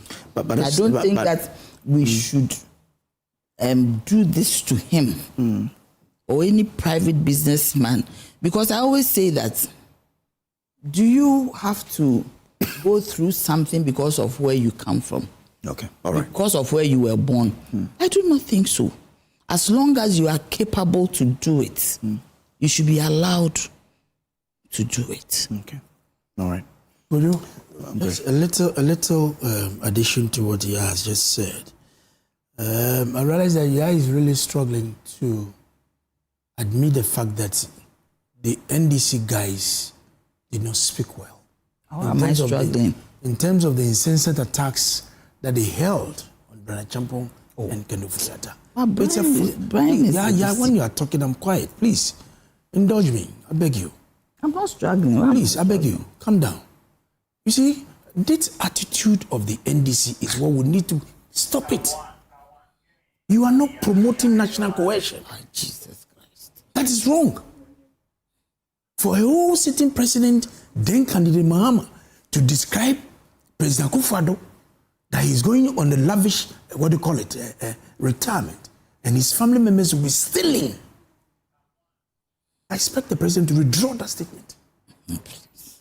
Because that statement is not a good language. Even hear it. You are not sending signal to our people. Where did he say that? Where did he say? It's all about, I can play it to you. You want him to play it to you? You want to give it to your people to play? Kwesi Brown was interviewing him. If you are the same person asking for unity, that we should come together as a nation to develop, and your colleague member of parliament at the time, good friends, when I was in parliament, I'm told they share the same at the coffee area. They gel well. But you understand? So for him to make those pronouncements, to describe President Akufo-Addo, that his family members will be stealing for him, Ibrahim is sitting somewhere quiet. Kojo 26. Can I finish? Yeah. I don't like this attitude. Can I finish? I'll give you some time. Why? Why are you uncomfortable? I'm not. That's why you're interjecting. I am not uncomfortable. Our viewers are watching you. No, please don't start this. So please don't go there. When you are talking, we're indulging you. So please. Because I'm a woman. Your mouth is hard. Whose mouth is hard? Your mouth is hard. So whose mouth is hard? Whose mouth is hard? Cool down. Who should cool down? So could you go there? I was expecting my president, our president, to make an apology to President Akufo-Addo. For what? For describing that his family members will be stealing to support him in his did he say that he is stealing? So why should he apologize? Why he actually said? I don't like this your style. Allow him. I have great respect for you. Me? When you are talking, I sit down and I take notes. Let's You're not allowed do that. to continue. You understand? I'm still insisting that I will support Ibrahim 100% to do his money, because we must promote our indigenous industrialist entrepreneurs. It helps the economy. That is where we're supposed to go. Rather than to go and struggle to ask for foreign direct investors to come here. So for me, I won't go there. But if there are issues, challenges in the processes, we should try and address it. Again, look at McDan. The only Gadangbe man. And I'm speaking with a lot of pain. We can have other people to benefit from the state. The only Gadangbe man, McDan. Look at what the Ghana Airport Company have done to him. They broke down his statue, his warehouse. And when you go to that stretch, you see other people, businesses there. So now, our president is quiet. It's in the private terminal that he operates. Ghana Airport has taken over from him. Are we sending the right signal? If you want to give opportunities to Ghanaians, let us not be selective. If you have given to Ibrahim, you can give to Nanaya, you can give to Elom, you can give to everybody. Be fair. You can give it to Kojo Brace. You can give to Kojo Brace. Yeah. But to sit down and watch as you drive that stretch and you see McGann's warehouse broken down by national security because an issue with Ghana Airport Company. Now his airport public terminal has been taken off from him. Do you feel good? As a government and president, I'm appealing to him. Just like his brother has been able to get the Blackwater mine, he has got that mine, I'm all for it. But Mr. President, your government must be fair to everybody, including McDan and all of us sitting here.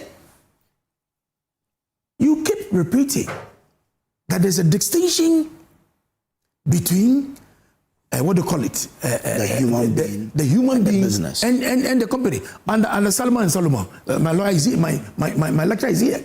In the incorporation of business, there's a clear distinction between the founders of the owners of the business and the business itself. It's an artificial company. And the business and the politician, so the hotel now will see go on. Hotel now will see go on. How will he pay for the investments? I saw you in the hotel. How will he pay for his investment? It is business, not because he has a separate management who are managing for him. I'm funding Sankao. So clearly, let us be very mindful the way we treat other people.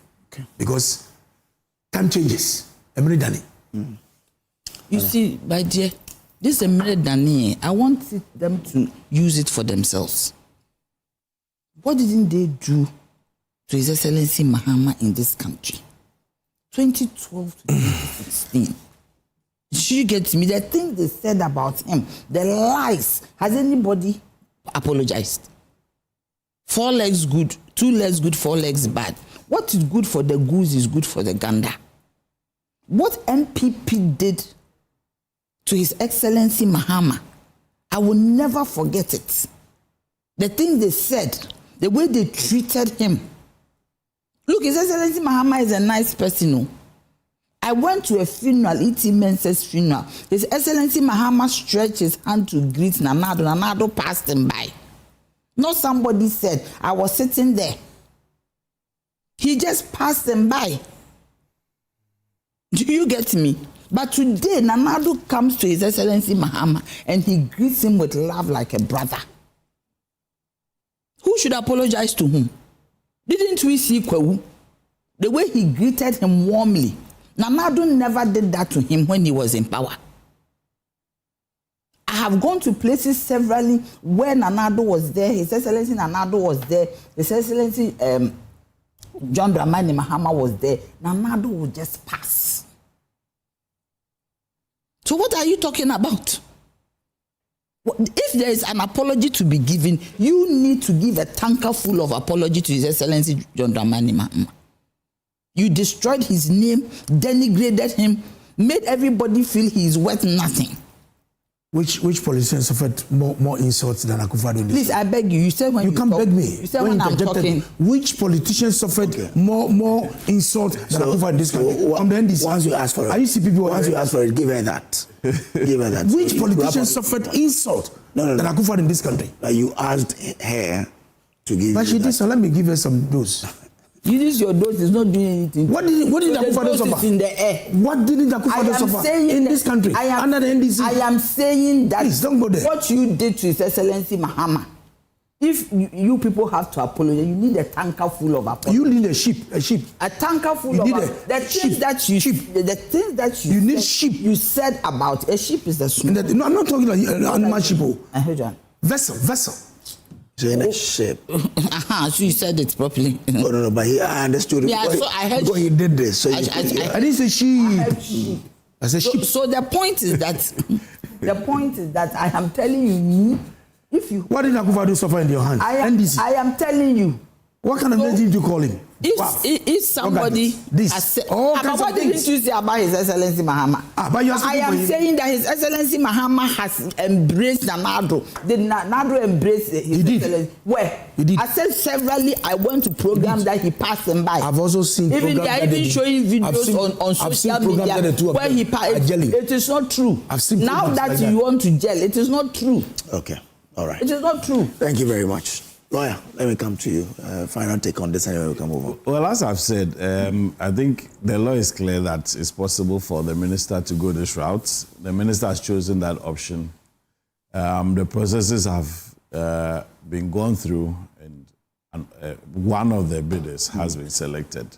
And I think largely because those who were interested who did not submit, don't meet the timelines and so on, which also then raises the question of whether they themselves were prepared. Because as I indicated, there's a priority list based on interest that has been expressed previously. So if other entities had already put in their expression of interest, then the expectation is that they should have been well placed to submit, their bids within the time that was stipulated. If they were not able to do so, then if one particular company has won it, it doesn't undermine the process as far as that is concerned, because typically it is not a tender process that will be used. Even if it's an existing mine, there are still options because the priority list allows for those who have expressed interest to go through that process. All right, will you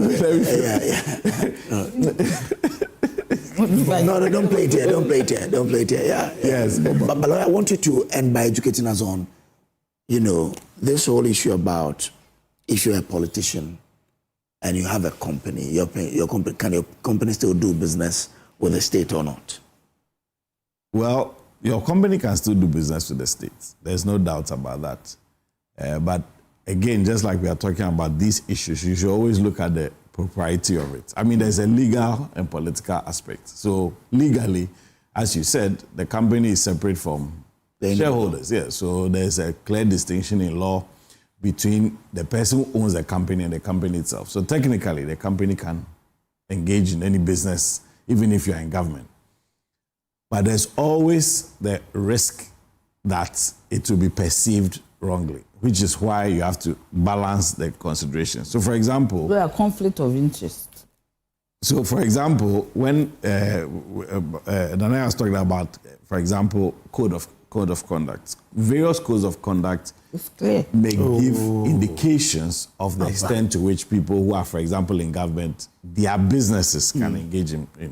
In fact, if you recall, when Donald Trump first became president the first time, there was a lot of conversation in the U.S. around he as an individual, his business interests, and how they may or may not affect his work as a president or his work as a president benefiting his businesses. So it doesn't mean that he cannot do it, but there's always a risk that it may cross the line at some point, which is why you must always be on the lookout for it. There's no reason why you cannot do the business, but you have to also balance those considerations. So that one, I think you are quite clear. When we look at, for example, the last, the hotel issue, what we're talking about with Brian and so on, I think in that particular case, the group of companies, their principal investor was SNIT. So it's SNIT that decided to do the business. Go through, run the business. Yes. At some point decided that we needed to maybe offload some of them and so on. Because SNIT has lots of investments in many hotels all over the country. Okay, so because I think because the report was amongst those golden hotels. Yes, some were not performing. We're not performing. I think Labadi was performing. Yes, but the other three were not. Yeah, so they decided to let go. But I guess in that process, it is not as open or straightforward as we have currently with the mining, because for that one there is no clear-cut procurement process. Do you see the difference? Here, as I said, LI 2176 specifically allows the minister to go through a tender if so desired, where the circumstances I mentioned are spelled out. So here, I think that we should distinguish the two. It is possible for that to have been done by SNIT, no doubt about that. The process is not mandated by law. They decided to go through it as a matter of corporate decision. Yeah. In this case, the minister has the power under the LI to choose to use a tender, and it is discretionary. As I say, it's not a shall, it's a may. But to the extent that we know that there were interested parties beyond one, at least the law says that where there are two or more on the priority list, they may be considered, because in this particular case, we are talking about multiple entities that are interested. So since they are interested, then a tender was used. And at the end of the day, clearly, even those who expressed interest did not submit their bids on time and so on. And the one that perhaps has won it turns out to be a company owned by the president. So let's separate the two. Legally, you can do that, and you can do no issue at all. Okay, all right. Thank you very much. Let's move on and talk about LGBT. Q. We shouldn't? No. I was thinking about what is it? The disease. What is it, Kra? The one that we've been talking about. Parkinson's. It was in my let's talk about LGBTQ issues, and then we'll be back with more. But before we get into the LGBT issues, let's listen to the Speaker of Parliament, Alban Bagbin, on his take on this LGBT issues. He says he wants to stick by his words. Listen to him. And there's good reason why we want the state to build the constituency offices. Because it will not be for the member of parliament alone, but for the constituency. And so whether you are CPP, NPP, NDC, when you are elected the member of parliament, that is the place as your office in your constituency. Speaking to security situations in the area, Director of Investigations at the National Security Council Secretariat, Chief Superintendent Osman Al-Hassan, says incidents of violent clashes have reduced in the Eutu-Senya.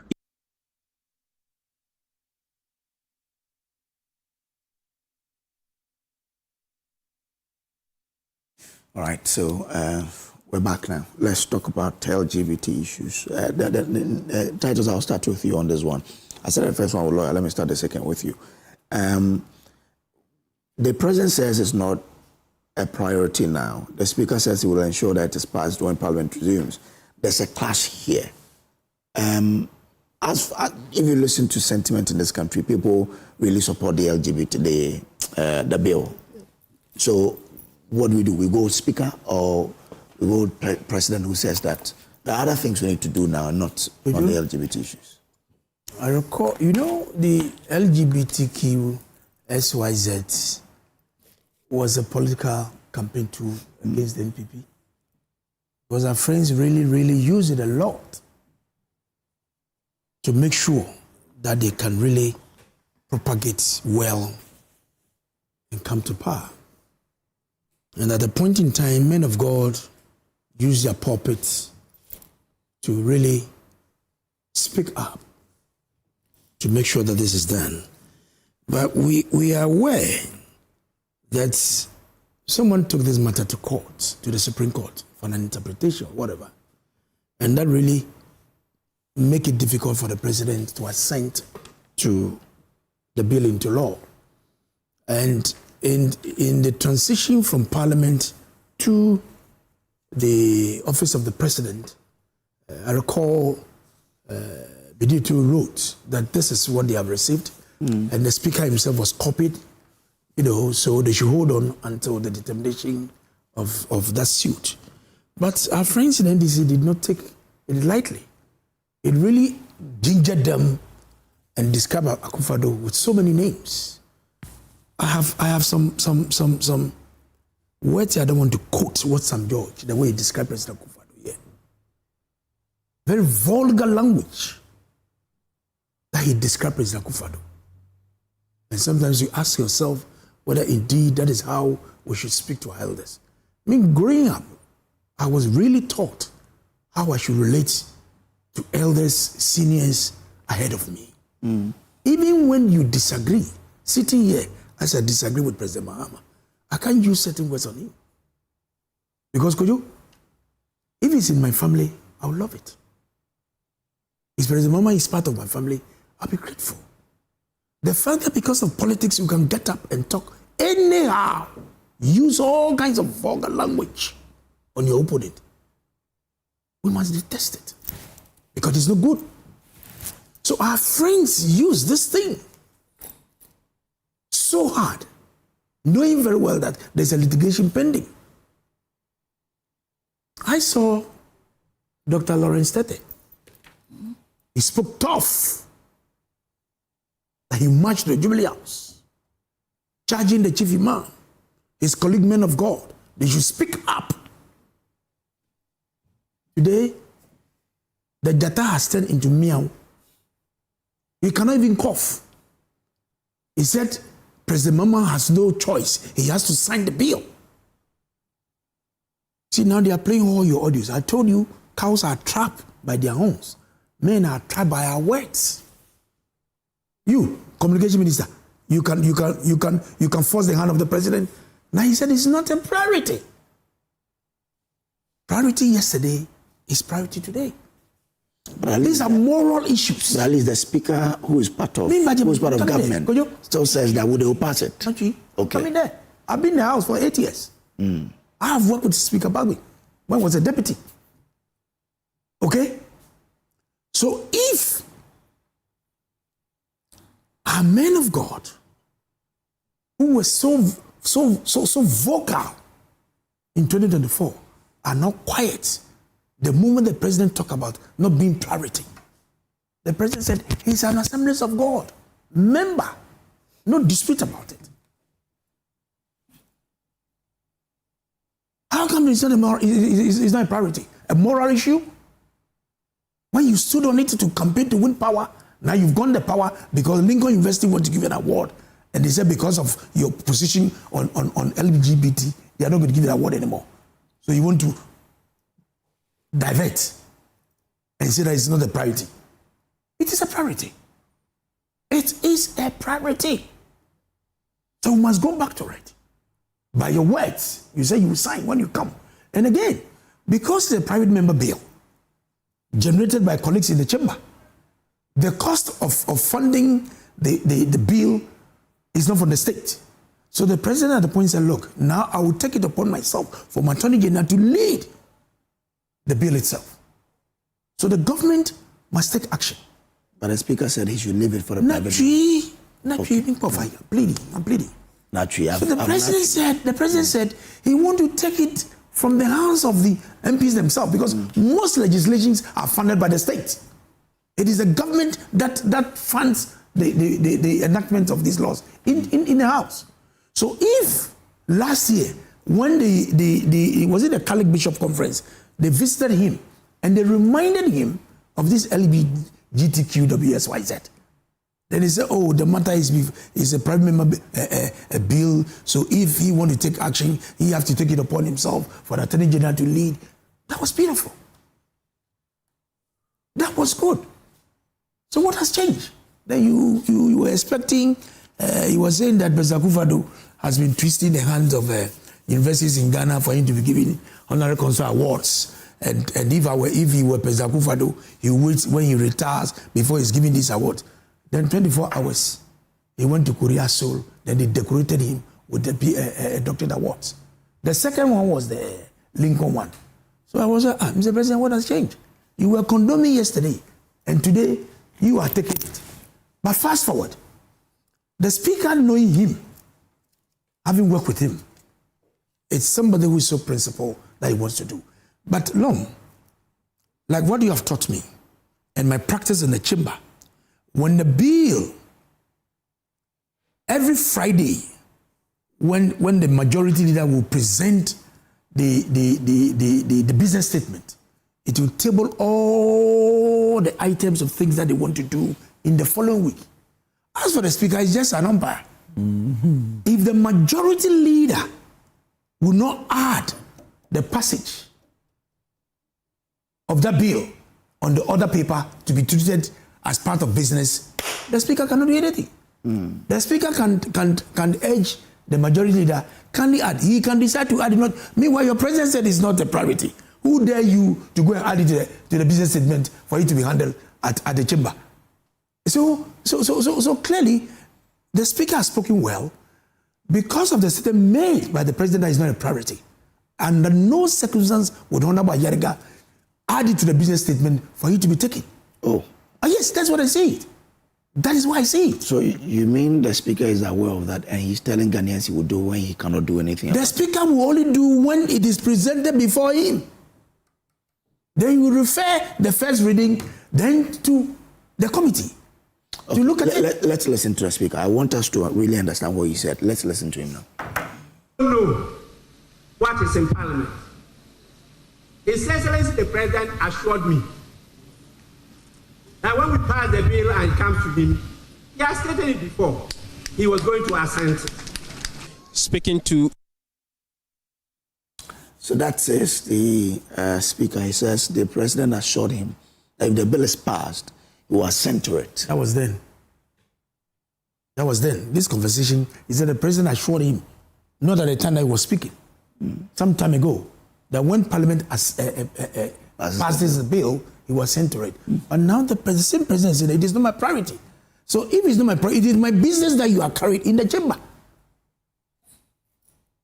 It is my business, the president, his business, is what the majority leader and the whole Parliament would transact in the chamber. Okay. So if in your business statement, you don't table it for it to be handled, as for the speaker, he's seated, he would direct.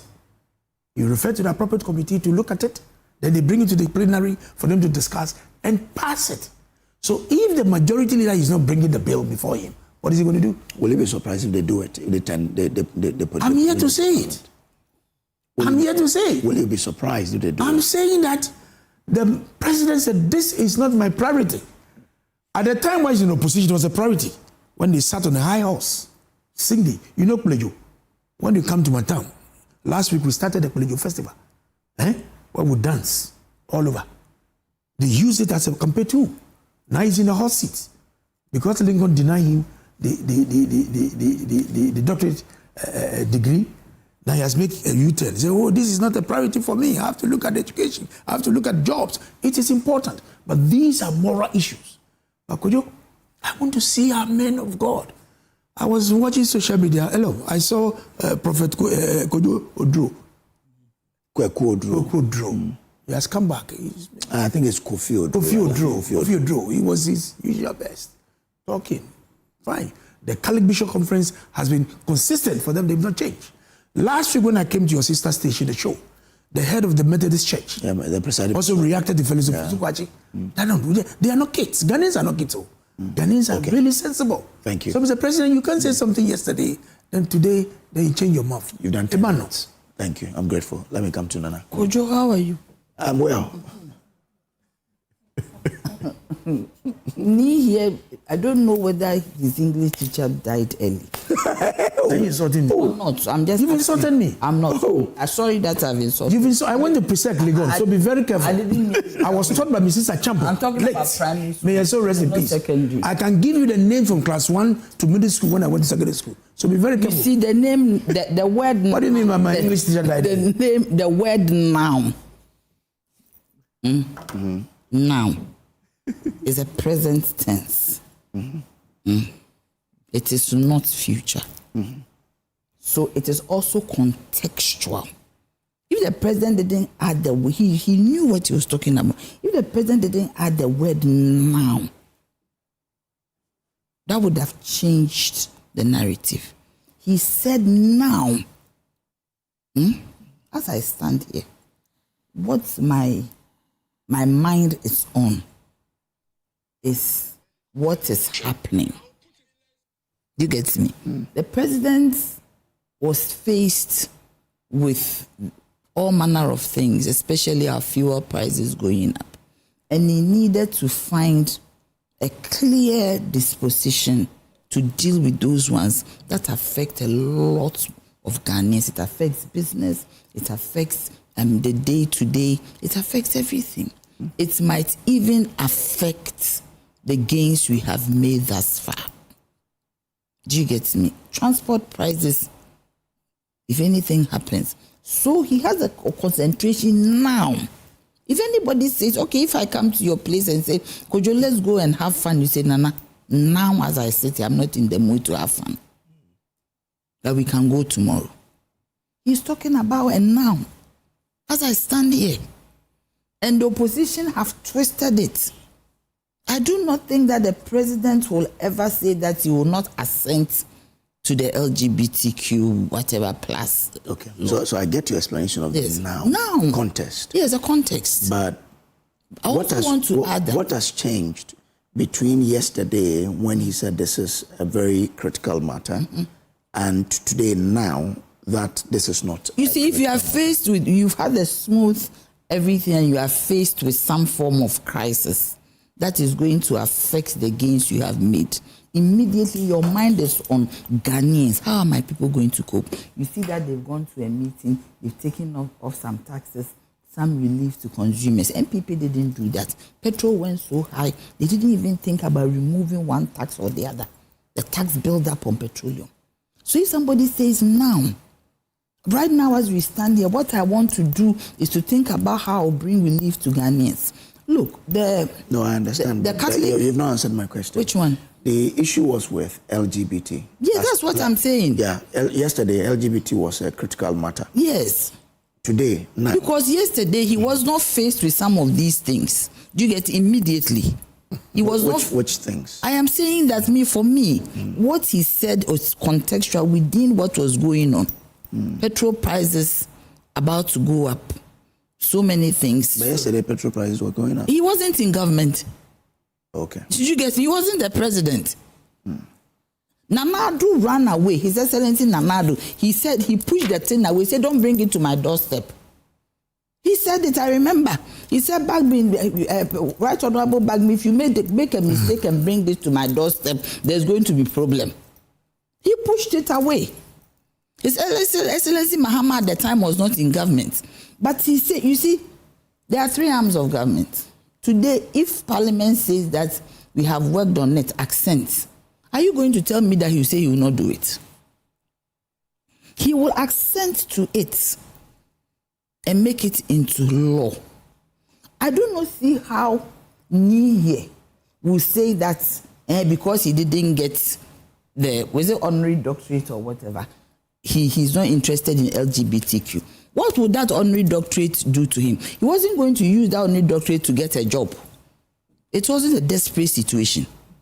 Do you get me? Because whatever he did at the UN had given him so much leverage that without an honorary doctorate, it wouldn't change. Honorary doctorate from Lincoln University was some glorified thing that you took an honorary doctorate honoring the name of Osajefo Dr. Kwame Nkrumah, of whom the MPP themselves don't like. A letter came from this country to the people there that he does not believe in LGBTQ. That's for another matter. We don't have to go there. They were happy that it didn't happen just because Nkrumah's name is laced with that honorary doctorate. But he didn't even need it to do anything. It's not like you are looking for a doctorate or some honorary doctorate to go and look for a job or no. He has done what he has to do. God has blessed him. He's the president of Ghana. MPP said he will never become president over their dead body. Just like he said to Akufo-Addo. Now they are leaving. They are not dead. But he's president. God has put a table before him in the presence of his enemies, His Excellency John Dramani Mahama. So I do not think that this should be a fuss at all. And what I am happy about is what Right Honorable Bagman has come to say. that it shouldn't be a fast that politicians can decide to say one thing today and change their. He's not changing his mind. You see, I am telling you that if he didn't add the noun, then that would have changed the narrative, and that would have been very categorical that this is what it is. But he's saying that now, as I stand here, now that I am here, what is beating my mind is ABCD. Some of them he might not even be able to say it. Do you get him? But tomorrow, if everything is okay, if you bring it, I will accent. I can't see how anybody will send this bill to His Excellency Mahama and he will push it away like Nanadu pushed it away. Nanadu even ran away from the bill. But it wasn't sent to him. It was sent to him, you remember? It was transmitted to... yes, it was the process of going to him. He said, stop it in the middle there. This thing cannot come to me. Add the legal challenge to it. What legal challenge it was? Add the legal challenge to it. Which legal challenge? When the thing happened, they found... I'm not doing propaganda. Speak the truth. There was a litigation on the matter. There was no litigation. Who started the litigation? There was a litigation on the matter. So what are you saying? When the thing came up, he's a lawyer. So somebody went to court and said that they were challenging the thing. But I am saying that he ran away. He ran away from it. Did he run? Nanadu did run away. For His Excellency Nanadu, he ran away. This one is saying that now, look, me, if somebody is thinking about me and says that now my priority is you, I have to make sure that everything is all right with you. Then we will look at the other things. Do you get me? And that is what it is. And I've told you and I'll repeat it. And I said it in my mind that if he didn't add now, the narrative will change. Will it be okay if Dr. Mahmoud Bawumia says that? Who is Dr. The MPP? Dr. Mahmoud Bawumia, yes. The MPP flag. He's not president. He hasn't got much on his mind. I'm asking a question. That will you be happy that he says, okay, when I come, assuming President Mahama doesn't do it, we're only assuming, when I come out, I'll make sure it passes into law. And then he becomes president and he says, oh, there are more pressing needs now. So are you talking about me as Nanaya? I'm asking, whether you'll be happy with him. I won't say anything. You'll be happy with him? No, because if the context in which he's saying it, the situation that confronts him is so complicated, I wouldn't. I mean, as long as you use this word now, then you are telling me that tomorrow you can do it. Even when Ghanaians are calling for it. No, the but people you lead. But I'm saying that now and tomorrow. The future is tomorrow. Yeah. Today is the present. So he can even say now as I stand here, he can do it tomorrow. Besides, the thing, it hasn't gone through all the processes at Parliament. So where is the document?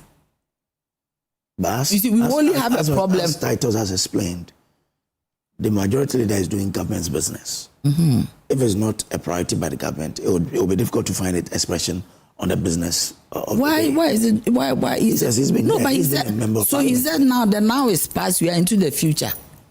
So today, and you see, I don't think Bagbin speaks in a vacuum. He has done his consultations, he's spoken to stakeholders, and he knows what he's talking about. Okay. Because as a Speaker of Parliament, we should not take, and Bagbin is a very straightforward person. I can say it, I can vouch my life on it. That Right Honorable Bagbin is a straightforward person. He has a lot of credibility. If he hasn't got any information, that means that when it is done, it will be accepted. He won't come and say it. That one I will say for it and I will vouch my life on it. Okay, all right. Do you get me? Yeah. So he knows what he's talking about. Okay. All right. Right Honorable Bagbin knows what he's talking about. For me, once there is a noun qualifying the statement, I do not think that we should make a fuss about it. Okay, all right, thank you. Let me bring in Lom. Lom, so it looks as though Ghanaian politics, you can say something yesterday and change your stance today. It should be okay because, as we say, context matters. Should we as citizens really accept that that should be the way things must be handled? Generally, no. My answer will be yes. No, but allow the generally. Generally, no. Allow the generally. Because it's true that context matters. It's true that circumstances may present themselves in such a way that it can override what you have said previously. But generally, no, because whatever you say, it should be possible for people to hold you at your word. And indeed, that is how we even evaluate any public officer or politician. It is on your word.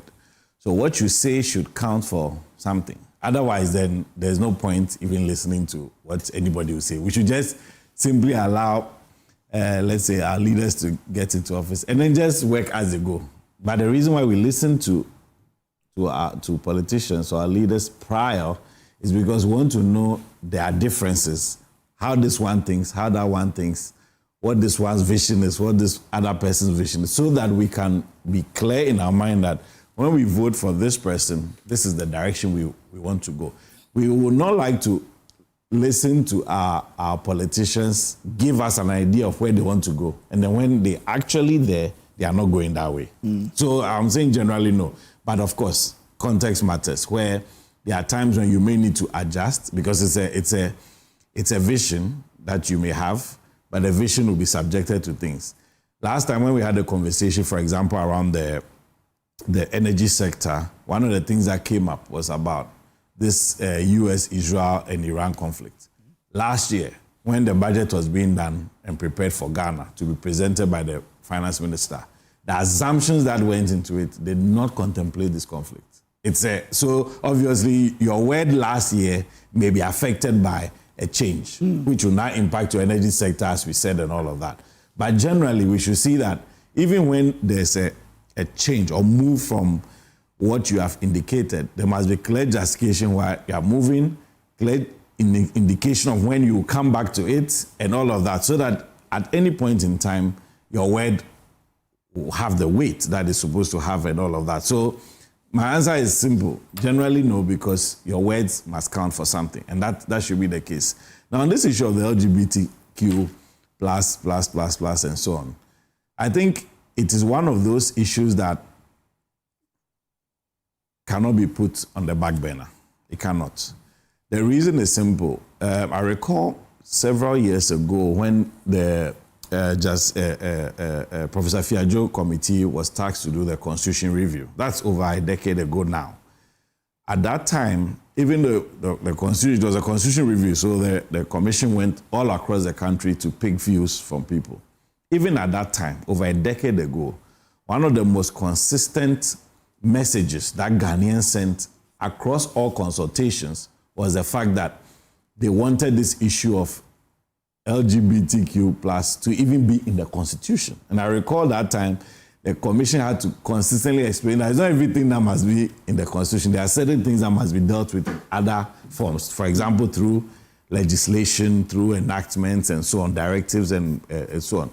Because the overwhelming sentiment of Ghanaians even then was that it should be in the constitution. In other words, it should have part of the proposals for amendment of the constitution. Blue and black and white. Black and white, they want it in the constitution, which we know that, of course, like I said, the commission's explanation was that it's not everything you put in the constitution like that. General things, the overarching framework is what should be in the constitution, and the specifics can be in the form of legislation. So it didn't make its way into that document.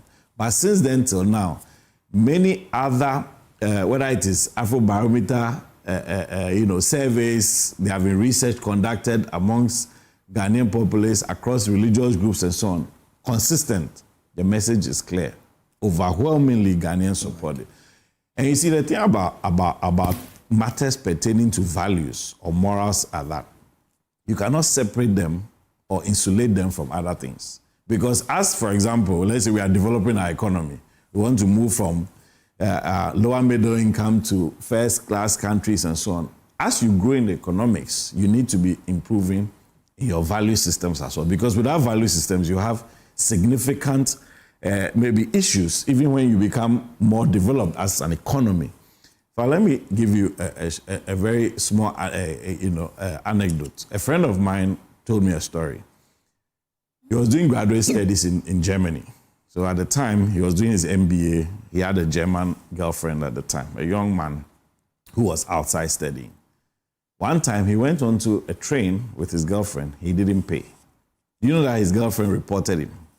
Whoa. Yes, that's what we call, that's how values impact a society. So we don't take it as something that is just by the way. If indeed there's strong sentiment across the country that this is a moral issue that is of importance to Ghanaians, and it should be on the front burner, because the values impact your economics, it impacts your development and everything else.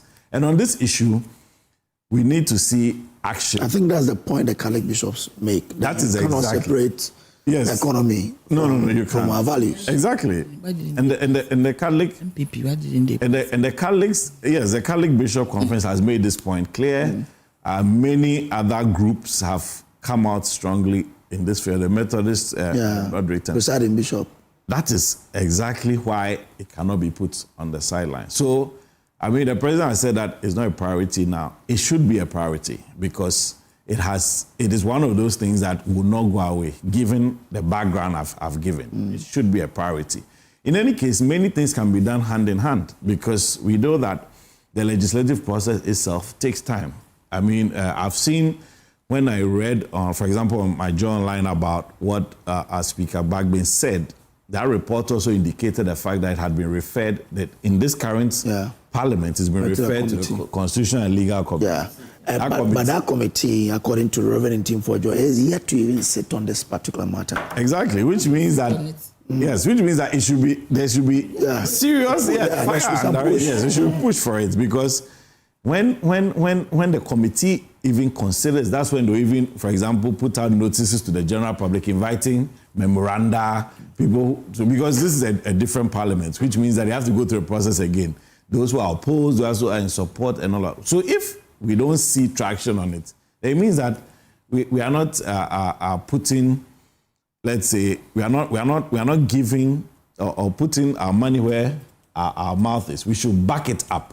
This is the reason why, for example, the Minister of Communication has been on the hot seat, because it's the same. We want to see action. And I'm saying on this matter, there cannot be any backtracking. And it must be done alongside all the other things that are on the table, including the economics, the solving of the energy sector crisis, or how to improve the economy, public and AI, all the things. This should also be on the agenda, because there's strong support for it. Now, I've seen that there's always this, or let's say there's an angle that has to do with, because of the public, the backlash, for example, from the international community. But one of the things that we need to understand as a country is that every country must do what works for them.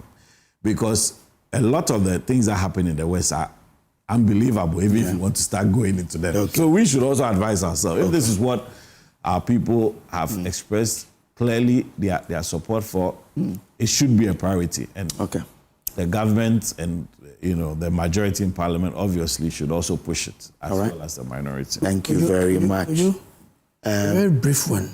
Our time, we need to move on. Just brief. If I know that I will come in, but I don't mind. I can only do just a minute. This in seconds. This matter, we are not going to stop talking about it, because it's a moral issue. And is it 26(2) of the Constitution that says that any what do you call it? Rights, customary rights, that is dehumanizing, that can injure the people, is prohibitive. So this is a culture of somewhere, and our Constitution frowns on that. So clearly we need to make it clear and let it happen. But you see, Uganda and Senegal have passed legislation to make it illegal. Look at what Sam George said. Let me quote. We should also pass. Now Jata is sending to me. Look at what he said. This is a quote from Metro TV, and sometimes I find it difficult. Quickly. And I quote. He's referring to President Akufo-Addo. Then you can't say it's any way nicer, and this when I say he's useless president. I'm being very charitable and nice and kind to him, because the president sits on his ears, so he doesn't hear when we talk, quote and unquote. This is you can talk like this. Thank you. When he started this crusade, I called him the spear. Thank you. Because he was doing something that was good for all of us. All right. The time I gave you is up. Thank you. Yes. Kojo, Briefly. I'm saying that why didn't the MPP If they are so passionate, why didn't they pass it? It was in their hands. The parliament passed it. Yeah, but I mean, why didn't they assent? They didn't assent to it. If they have assented to legal challenges. Yeah, well, which legal challenges? You deal with legal challenges. If you truly want to do something and you think it's in the interest of the country, you deal with legal challenges. Do you get me? That is why you go to court and win a case. They went to court. Yes, but I'm saying that you have to take good lawyers to go there. Do you understand? You do everything possible to win it. There are other cases that they won. They were interested in it, so they won. Why didn't they win this one? Why didn't they accent to it? Kojo, whoever says LGBTQ plus something is good. It's even the people who are doing it abroad, they don't think it's a good thing. Okay. Do you get me? Now these days, some young people are coming out to even question themselves. Why are they doing this? Trump, who is the American president, one of the most powerful nations in this world, is against it. He has said so many times. These days, when you go to the US, they can't go around doing the things they used to do. Like those days, you find them doing all manner of things. Now you don't see them. Trump is not for it. So why is it that if the MPP truly is against it, why didn't they fight the legal battle to win and then accent to it? It's no more now. So do it. I mean, that wanted to happen. Okay. Do you get me? I mean, there's no two ways about it. It will happen. Thank you. I'm grateful to you. Now, let's do the U.S. court okaying convicted ex-Maslog boss extradition. Now, United States Magistrate Judge Daniel J. Albrecht of the District of Nevada has ordered the extradition of former Chief Executive Officer of the Microfinance and Small Loans Center, Maslog, Sedina Christine Tamaklo Ationu, to Ghana to serve a 10-year jail term for stealing public funds and other offenses. In another breath, Ken Ofurata has been granted bail in his issue. So he's been granted bail from ICE detention. Let's combine the two. Yes. This will be like 5 minutes each. Our time is there. So the men, they take time. They talk. So... Look. You see, these things, it tells us that when we are in public office, we need to be accountable. We need to be careful. We need to be sure that we do the right thing, especially with our finances. When we are given the responsibility to manage public funds, we should understand that it is not for us. It is not our own money. That even if it is your own money, you look after it well. So when we are a custodian of government purse, you need to be responsible. Sedinam, they said, is coming to serve a sentence. This is a legal issue. Me, I'm not a lawyer. So the legal people would understand how the arrangements will be like. So for me, it is a form of, the word is not coming, but it shows that there is discipline. It shows that there is transparency. We have a man and a woman. The woman is coming, but the man is running. Ken is running away, of which I do not understand. I don't know, probably, maybe Nanado has told him to stay away. Oh, but Nanado I said probably. Yeah, but Nanado said in public that he should. It is not public. What is he telling him? Because he appointed him. Because it's also an indictment on Nanado himself, His Excellency Nanado himself. But Nanado told his appointees to stay and account for their stewardship. They said stay, but he went away. Then that is somewhat your relative, your cousin, or your nephew. You could easily go to America and sit him down and say, hey, come home. He can easily do that. He is a former president. He could liaise with authorities to say that this is my nephew. Bring him. But the man is a man of his own. No, he's a man of his own. But when he was minister, he answered to Nanado, yes, Excellency. At that time, was he a man of his own? He was. He is no longer. No. As long as he served in Nanado's government, whatever is happening is an indictment on the government. Because he's running. What is he running away from? Come and ask. It's even possible that if he comes And he tells us exactly, you don't know what people go through as politicians. If he comes and even tells us why ABCD happened, because you have defense lawyers. The money that he's spending to get lawyers to get him out of ICE. If he spend the same money on Ghana, he doesn't even believe in Ghanaians. Because he could come here and get lawyers and spend same money on lawyers in Ghana to get out of whatever quagmire in which he finds himself. No, but if you use the analogy to say he doesn't believe in Ghanaians, but why? It's not accurate. No, but he has Ghanaian lawyers. And we speak to him. No, but they are speaking. Are they the ones defending him over there? When it comes to Ghana, they will defend. So why don't, if he believes in them, he should come down. If he believes that his lawyers can get him out of the situation, he should come down.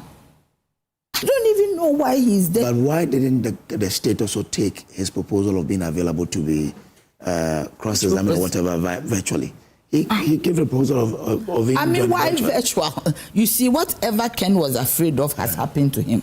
I always tell myself that when I was a little girl, I was afraid. I told my sister, who is dead now, I've lost my sister. I told her that, Mommy, I want to be a politician, but I'm afraid of prison. My father was a politician. I saw him going to prison so many times. But the day I was locked by MPP in Yoko, in BNI, in CID, that fear is gone. What was I was afraid of met me. What Ken is afraid of has met him in another country. He was afraid of to be locked up. They have locked you up in conditions that does not befit who you are. Why don't you come home? Who will lock you up in Ghana as Ken Ofori-Atta? There's a former finance minister. Yes, you be in court, you go and come. You have your defense lawyers to defend you. Okay. You might even, it's even possible that as the case opens, you have the public maybe defending you. Why are you there as a fugitive? Why? Disgracing the nation, making the image of the nation. I'm so worried about Ken just staying there, doing what? It's his personal. What is personal? When you take up a public office, your personal decision diminishes. But he's left public office. Why? He's still a public figure. Okay. All right. Thank you. There are so many people in ICE. Are we discussing any one of them? When you go to America, there are so many Ghanaians who have overstayed and they are in ICE. Okay. But we are discussing Ken because of what? Because he's a public figure. All right. Thank you. Titus, let me come to you before I go to your lecture. Kojo? Sedina and Ken. As my lecturer here, has Ken Ofori-Atta been convicted of any crime? No. So what is this cacophony of noise from Nanaya and the group? You like my name, Papa? This cacophony of noise that they are all over the place. Ghanaians, good Ghanaians. Has he been convicted? The man has not been convicted. Nanaya, this is your life. Stop it. Me. Stop it. And I'm doing it to you.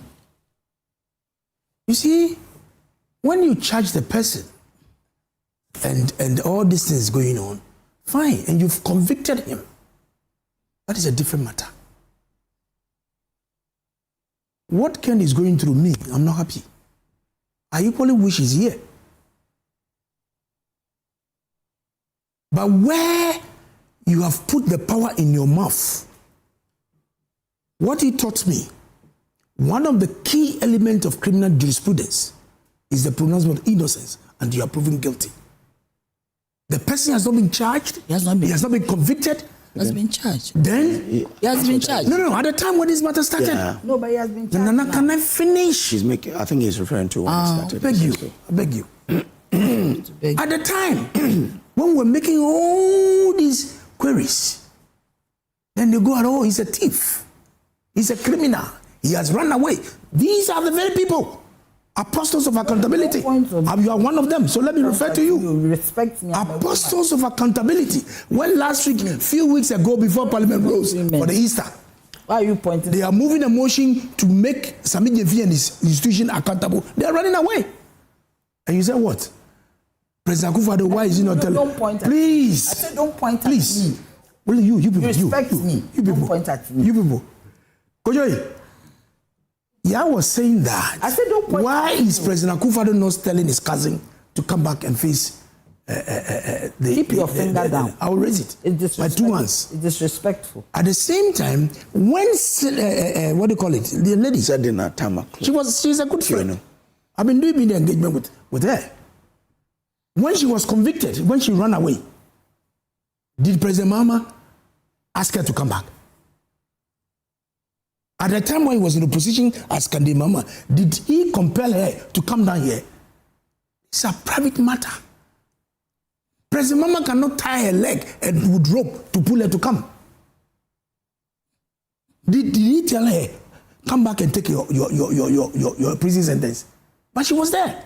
So why is it? This is a lady. This is a lady who was entrusted with state money. Why is she coming now? And instead of when these people had their wares and properties destroyed by Inferno, go and give the money to the women and whatever. Then you have come with the money. So sad. Today, the accomplice, the operation manager, that was also sent to prison. He's been taken out of prison by this same government. They've taken him out. They gave him 5 years and they gave Sednam 10 years. He spent less than 5 months or so.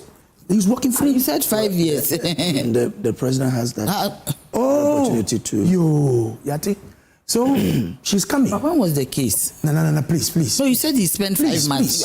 Please. When was the case? But the guy has been taken out of prison custody. The government went for 2024, eh?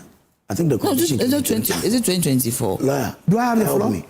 No, we just want education. I think the conviction was 2024. No. I think maybe 23. Yes, 2023. Okay. Yes. So that's about 2 years. 2 years. Yes. Please. If that is true, it's possible it's not true. As for you are noted with knowledge prosecutor. People who have taken state money and do all this, you go and file and take them out. You are doing it. Is it not true? So I'm not surprised. So even when this lady touched down and she goes to custody or in prison, in a couple of months they take her out. Power. I don't have any power. But she says something that for me is very striking. That when you are entrusted with state money or an office, you need to make sure you do your things right. I have served as an MP. I've served as a deputy minister. I've served as CEO and recently as a regional minister. I love my name. The family name Titus Glover, I don't want to soil it, to dip my hands into government money, to make sure I destroy the image. Okay, so now we have the I'll protect. It was the judgment was in April 2024. April 2024. Yeah. Fantastic. So for me, I will make sure that I guide the family name Titus Glover jealously, so that tomorrow I will not be held before any court that I've stolen state money or that kind of thing. I wouldn't do that. Okay. So when you're entrusted with state office, state money, make sure you do what is right. Okay. I can imagine how the children are watching their mother. It's so sad. It's so sad. It's avoidable. All right, Lom, take us through here. I mean, Attorney is coming home. Ken Ofrata is still in the US of A. The two. Well, both are the same process. Extradition requests were made for both of them.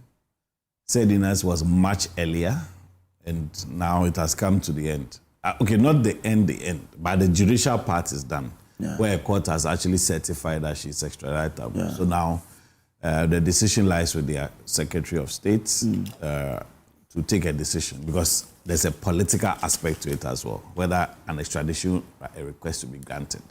So is that the only thing left to see? In Ken Ofrata's case, the judicial part hasn't been done. Because the judge, when they were asking for bail, in the initial one that we all watched, when they raised the issue about the extradition, he then said, okay, because of that, he was not going to grant the bail. So they should provide that. But according to his lawyer, they only provided a one-sentence pager.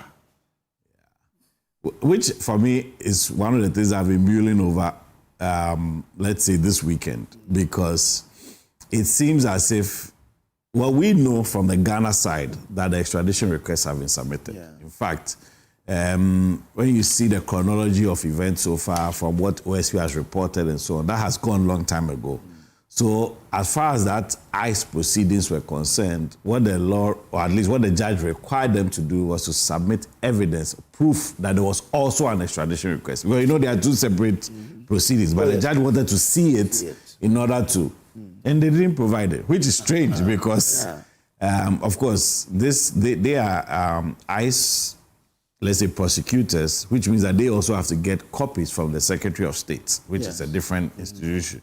But it's strange that they don't have it, and we're not able to produce it, for which reason, or part of the reasons why the court will allow or grant the bail.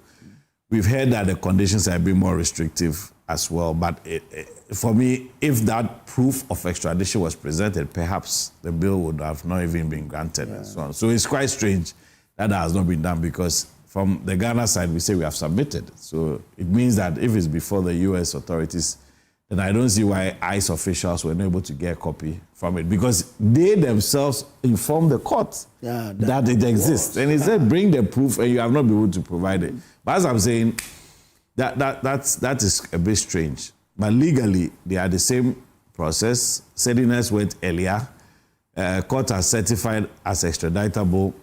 Secretary of State will take a decision on whether she should indeed be extradited, and then that will be the end of it. Uferete's case will go through similar processes, and we'll see the end of it at some point. Okay. We are wrapping up. There's something just came in from Ghana Gas. It says, the attention of the board and management of Ghana Gas Limited Company has been drawn to recent media report alleging impropriety in the company's recent procurement activities. We note that the majority of these allegations stem from the change in the company's lead insurer this year, which occurred following the routine expiration of previous insurance contract at the end of the year. The company wishes to categorically assure the general public that no wrongdoing has occurred. The new insurance arrangements are entirely lawful and represent an enhanced risk management strategy to safeguard the company's assets.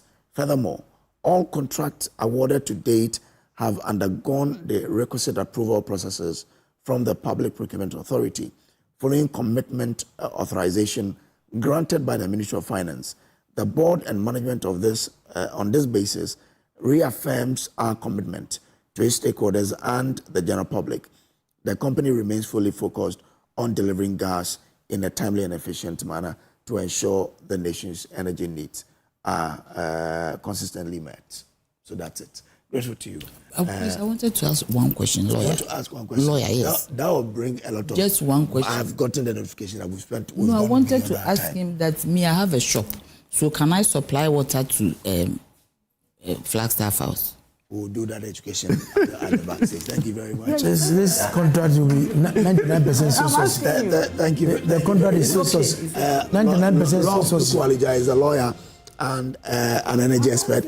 Daniel Ni Kwate Titus Glover is a former Greater Accra Regional Minister. Nanaya Jantua is a senior presidential staffer. Some of you sent in messages. I can't read them, but we're grateful to you. Manche Bruce, you sent in yours, and other people also did same. We are grateful to you for sending your messages. We'll take a break here. We have a lot more on the show today. Do stay with us.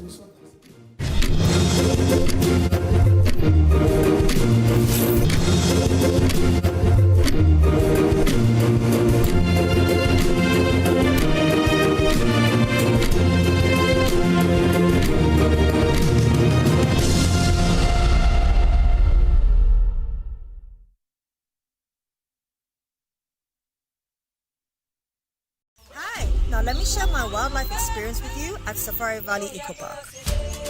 Welcome to Safari Valley Eco Park. Our electric shuttle pulled up, and in no time, our tour began. We were surrounded by wildlife from the moment we entered the Eco Park. We were greeted by experienced tour guides who took us through orientation and how to better enjoy the experience. Watch these animals roam freely in their natural habitat undisturbed by our presence. We saw zebras, sable antelope, brown crane, mara, silky chicken, nyalas, Shetland ponies, and so many animals I just couldn't keep up. Our tour guides taught us so much about the wildlife, their behavior, and how how to interact with them. I even fed them. We also went fishing on a man-made canal. Then we took a break to have lunch in this serene environment. All this amazing experience for this price for adults? This price for teenagers. It's a bargain. As the sun began to set, it was time to go back home, but not before dinner by the campfire. It has been a thrill of a lifetime, and I can't wait till my next visit. Safari Valley Eco Park, bringing you closer to nature.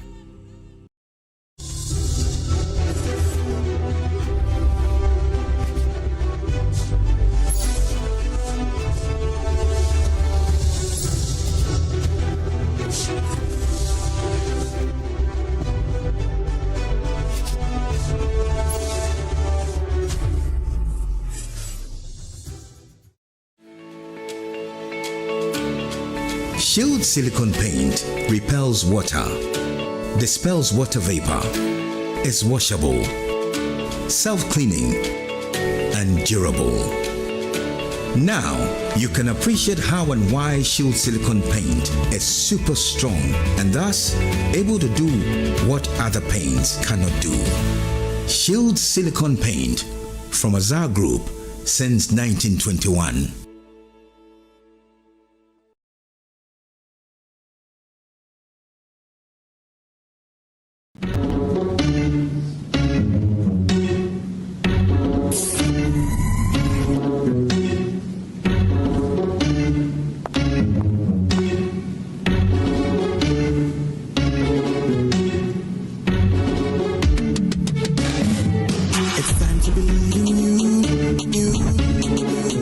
Changing, so should you. If you're dreaming, don't be afraid. And in the valleys, keep your head up high. Dare to dream with Puma drinks. Yeah, believe it, you can achieve. Oh yeah, clap your hands for the whole new vibe. Make we set the oh yeah, come alive. Let me hear you.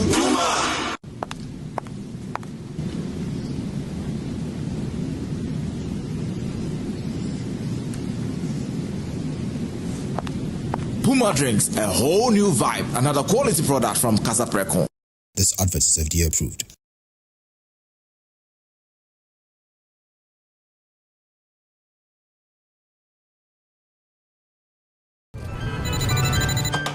Hey! Is your tech holding you back? Feeling lost in the maze of outdated gadgets? Relax. Come with me to Configure.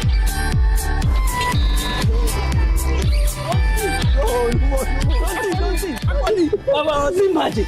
Now I've been international fashion designer. No more pencil than talk matter beer. Coffee Ghana. Classic. Oh, number one.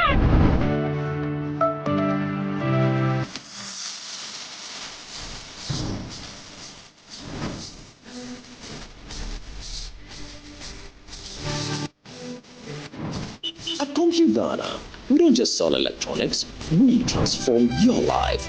From office to home appliances and more, we have everything you need to step into the future. Cojo Ghana, classic one. Cojo Ghana, number one.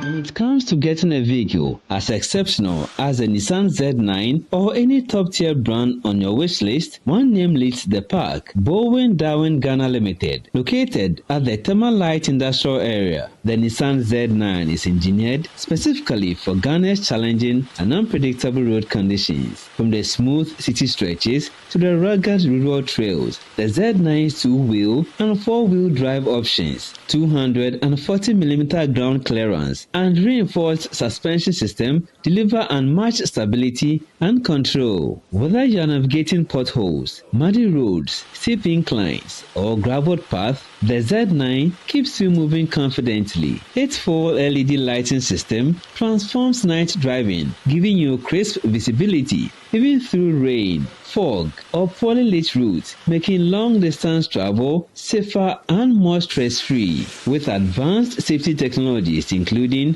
anti-lock braking system, electronic stability control, hill assist, and array of cameras, the Z9 ensures you stay protected no matter the weather, terrain, or traffic conditions. Built with a spacious frame, The Z9 carries up to 1.2 tons, making it ideal for business, adventure, and everyday transport. Powered by either a fuel-efficient diesel or petrol engine, it strikes the perfect balance between strength, performance, and economy. Step inside and the experience only gets better. The cabin offers ventilated seats, intelligent storage compartment, cruise control, and premium interior finishes, turning this hard-working pickup into a surprisingly comfortable daily companion.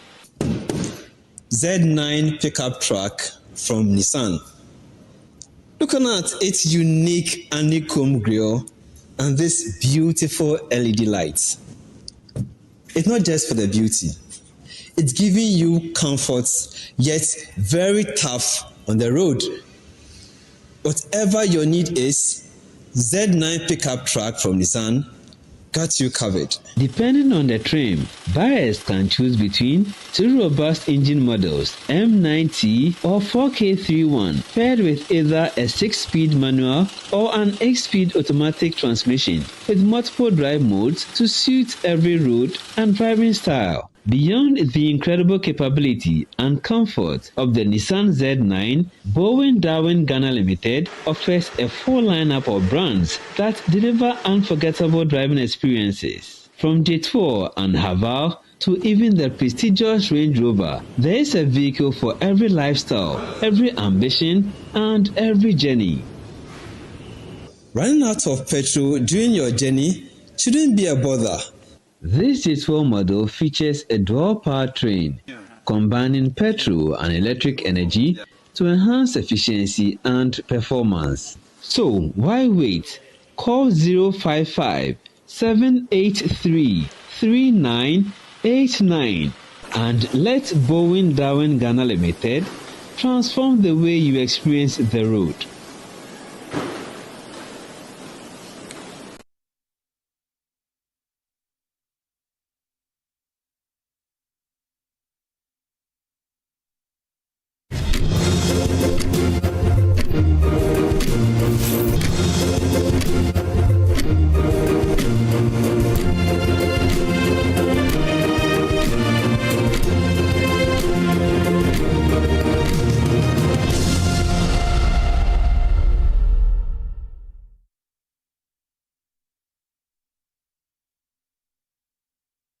Thank you for staying with us. You're watching the AM show. So I'm quite certain that you must have seen a flyer somewhere that suggests that the UPSA is celebrating or would be celebrating lawyer Chachu Chikata, who's done so much, contributed academically to the legal space as well. And just on Wednesday, the UPSA will be doing what is needed. But those who understand it better and why they're doing this have joined me in studio.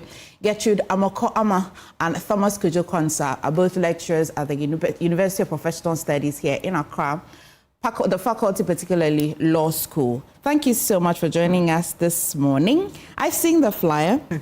I saw it some days ago and I said, this is coming at the right time. But of course, let me understand why you chose, or tell me generally about the Lifetime Achievement Award first, before we go in there. Yes, good morning, Emefa. Good morning to your cherished viewers. So we bring you greetings from the University of Professional Studies, Accra, and specifically from the UPSA Law School.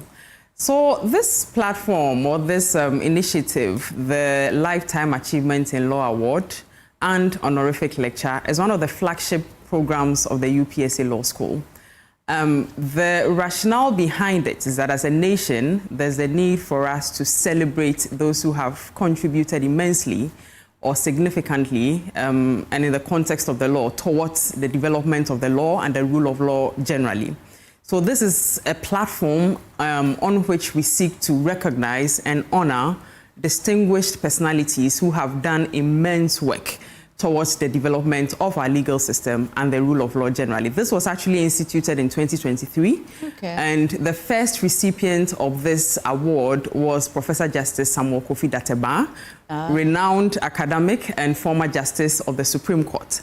And then in 2024, statesman, international public servant, chairman of the committee of experts that drafted the 1992 Constitution, Nana Dr. SKB Asante, was the second recipient of this award. So you can see from the first two recipients that I have just referred to that these are men who have done so much or contributed immensely towards constitutional development and the development of the rule of law generally. So this really is the rationale behind the UPSA Law School's Lifetime Achievement in Law Award and honorific lecture. That's just perfect. Now you understand and you have clarity and context.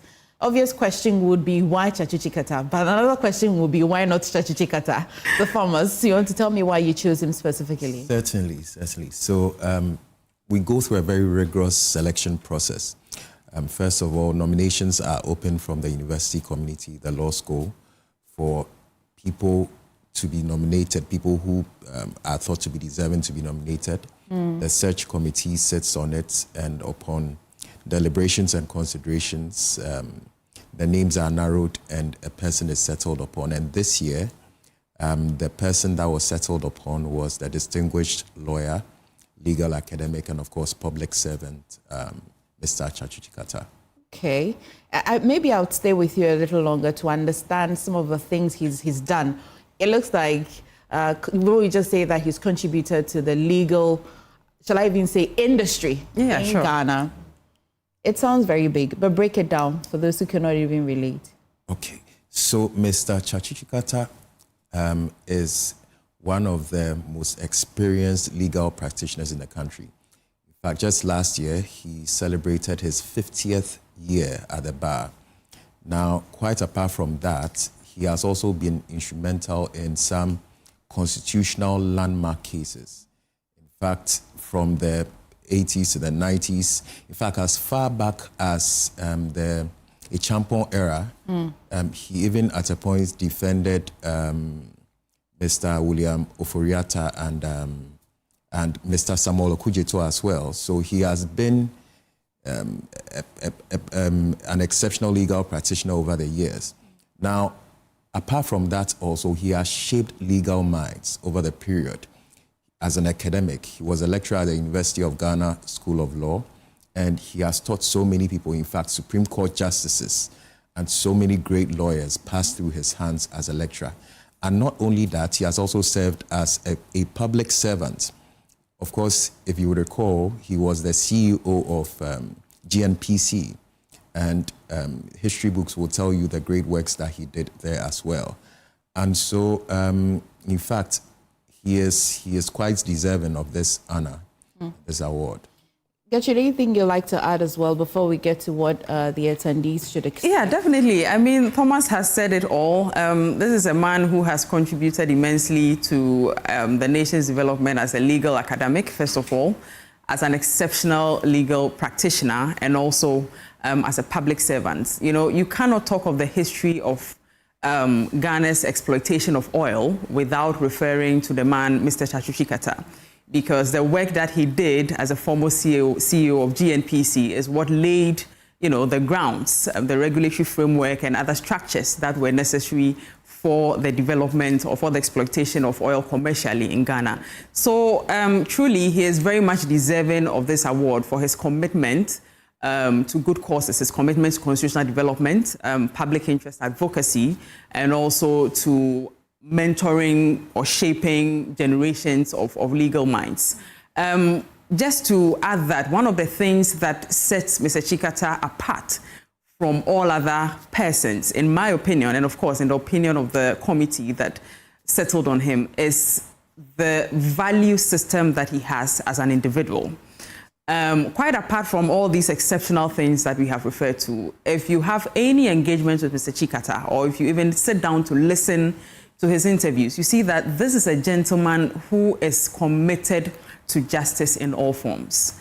If he believes, or when he takes a position that this is something that in which justice ought to be served, he fights for that position and ensures that justice is actually served, regardless of whether, you know, he's successful or not. Secondly, he's clearly a man of integrity, a man who believes in accountability, and a man who also believes in giving back through the work that he has done, or through his, being a lecturer for so many years at the University of Ghana, then Faculty of Law, and even through his engagement with young lawyers. it's so easy for you to, meet him in court. Senior, can I, please have an explanation of this or that? And he would just say, come home and let's have further discussions on that. So he continues to mentor and shape generations of legal minds, for which reason we truly believe that he's truly very deserving of this award. Very well said, Gertrude. What form and shape will this event take? I see that the honorific lecture and award. So the award is a part of it, but there's a lecture as well. Is somebody else speaking? I want to know exactly how the day will be looking like. Yes, so it's a whole ceremony, and the ceremony includes or features an honorific lecture to be delivered by no less a person than Ghana's first female Attorney General, and who also happens to be a Council of State member, Mrs. Betty Mold-Idrisu. So she'll be given the lecture, the honorific lecture, basically reflecting on his contributions to law and governance and basically constitutional development. So it will basically be a time of learning, a time of celebration, a time of knowing things that this great man has contributed to this country. And of course, there's the award part, which would also be given by the UPSA Law School. Okay. I see that the time is 3 p.m. Is also on the 15th. That is so. But can anybody at all just walk in, or it's ticketed event, or you have to book a seat? Oh, so yeah, Emefa. So the program is on this Wednesday, 15th of April at 3 p.m. And the venue is the Kojo Auditorium on the UPSA campus. It is an open event, and in fact, we are inviting all Ghanaians to take part in this event. This is a man whose life and works is worth celebrating. So we want to encourage all Ghanaians to walk into the Kojo Auditorium of the UPSA campus this coming Wednesday to join the entire Ghanaian nation in honoring and celebrating the life and works of Mr. Tchachu Chikata. I look forward to everything that's going to be happening on Wednesday. But thank you as well for joining us in the studio. The flyer is quite common. You find it on our socials, or it's not very difficult to find the information that you need. So make a date and then be part of this great award, a lifetime achievement celebration of Mr. Tchachu Chikata. Thank you so much, ladies and gentlemen. Yeah. There's more on the show. Please stay.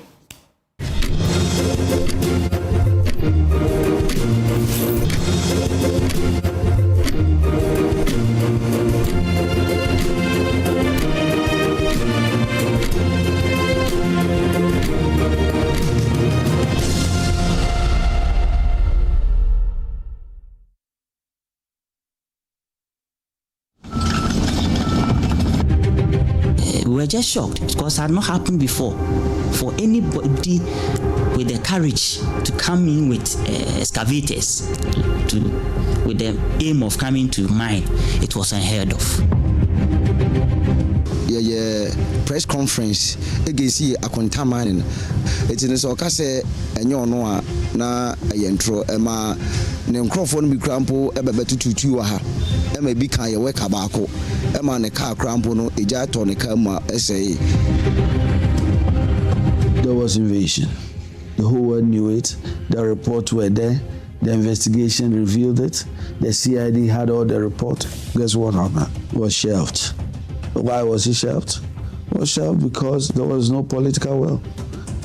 We shouldn't rely on the kind of money that we will get in a day, and tomorrow we cannot guarantee that same money. Because the gold, once you extract it, the soil or the vegetation is gone.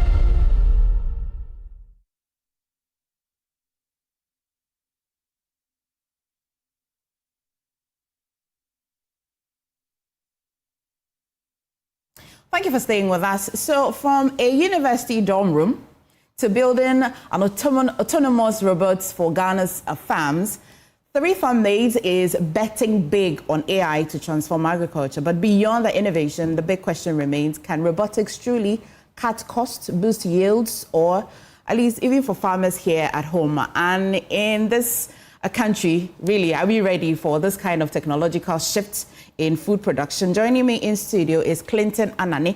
He's the CEO, and Elijah, he would have to help me say that surname. He's as well part of the team. Your surname looks like a technological word. How do you say it? Okupwalo. Okupwalo. Okay, thank you. I was waiting for you to kind of teach me the correct pronunciation.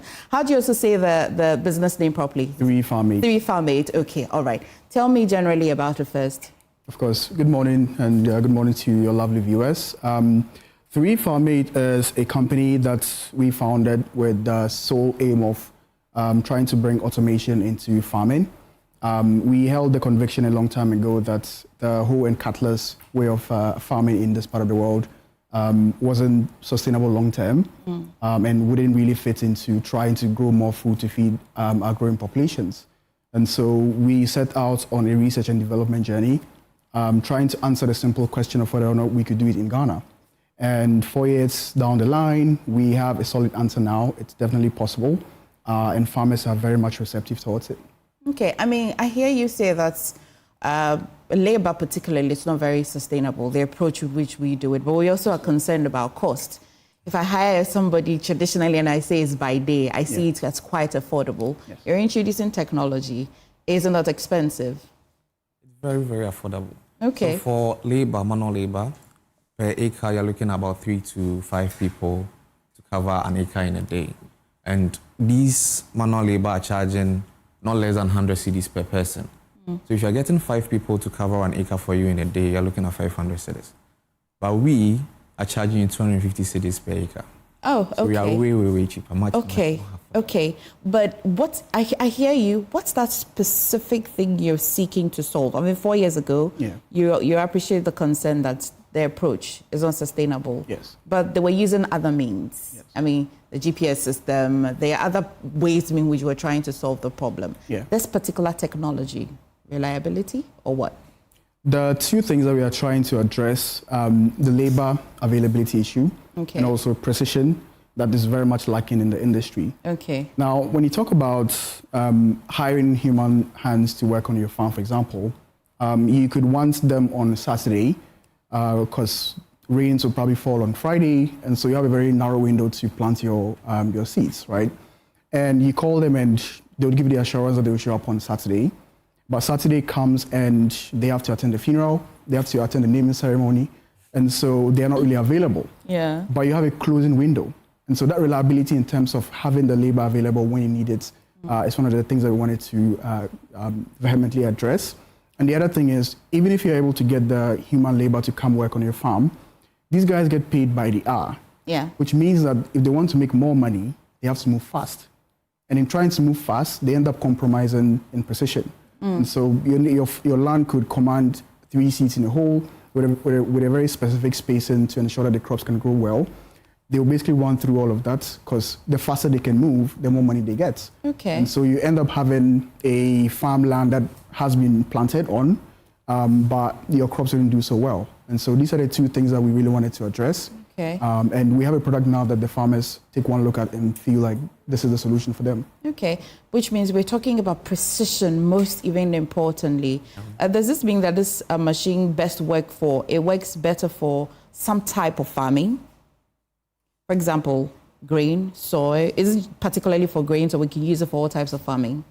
So this robot we have is built as a multi-purpose platform. Okay. So we can use to plant grains, vegetables, anything at all. Okay. But for now, we are targeting grains. So maize, millet, sorghum, yeah. Okay. 4 years. 4 years. Tell me what went into this. Oof. You probably need a 2-hour session just to talk about it. But the long story short of it, we had to go through multiple iterations to be able to settle on what we wanted to build. Because when we started, the only thing that we had were a bunch of requirements. And usually when you're on an engineering endeavor like we were, you don't really have too many options in terms of being able to keep costs down while still building something that is reliable and can get the job done. And so we had to have very strict requirements. And one of the key ones was that we had to build something that was much, much more affordable, which meant that we had to be able to make as much of it in-house. And that was very difficult to do. But we had to go through several iterations just to be able to settle on what the form factor would be. What capacity would it have? How would it be powered, for example? And would it be able to handle our farms? And how's it powered, by the way? It's battery powered. Okay. And so we also feed into the green push towards farming. Okay. And our robots are exactly that. And so the video you see right now is the final version that we have. It's big, it's much taller, and we can do 4 rows at a time.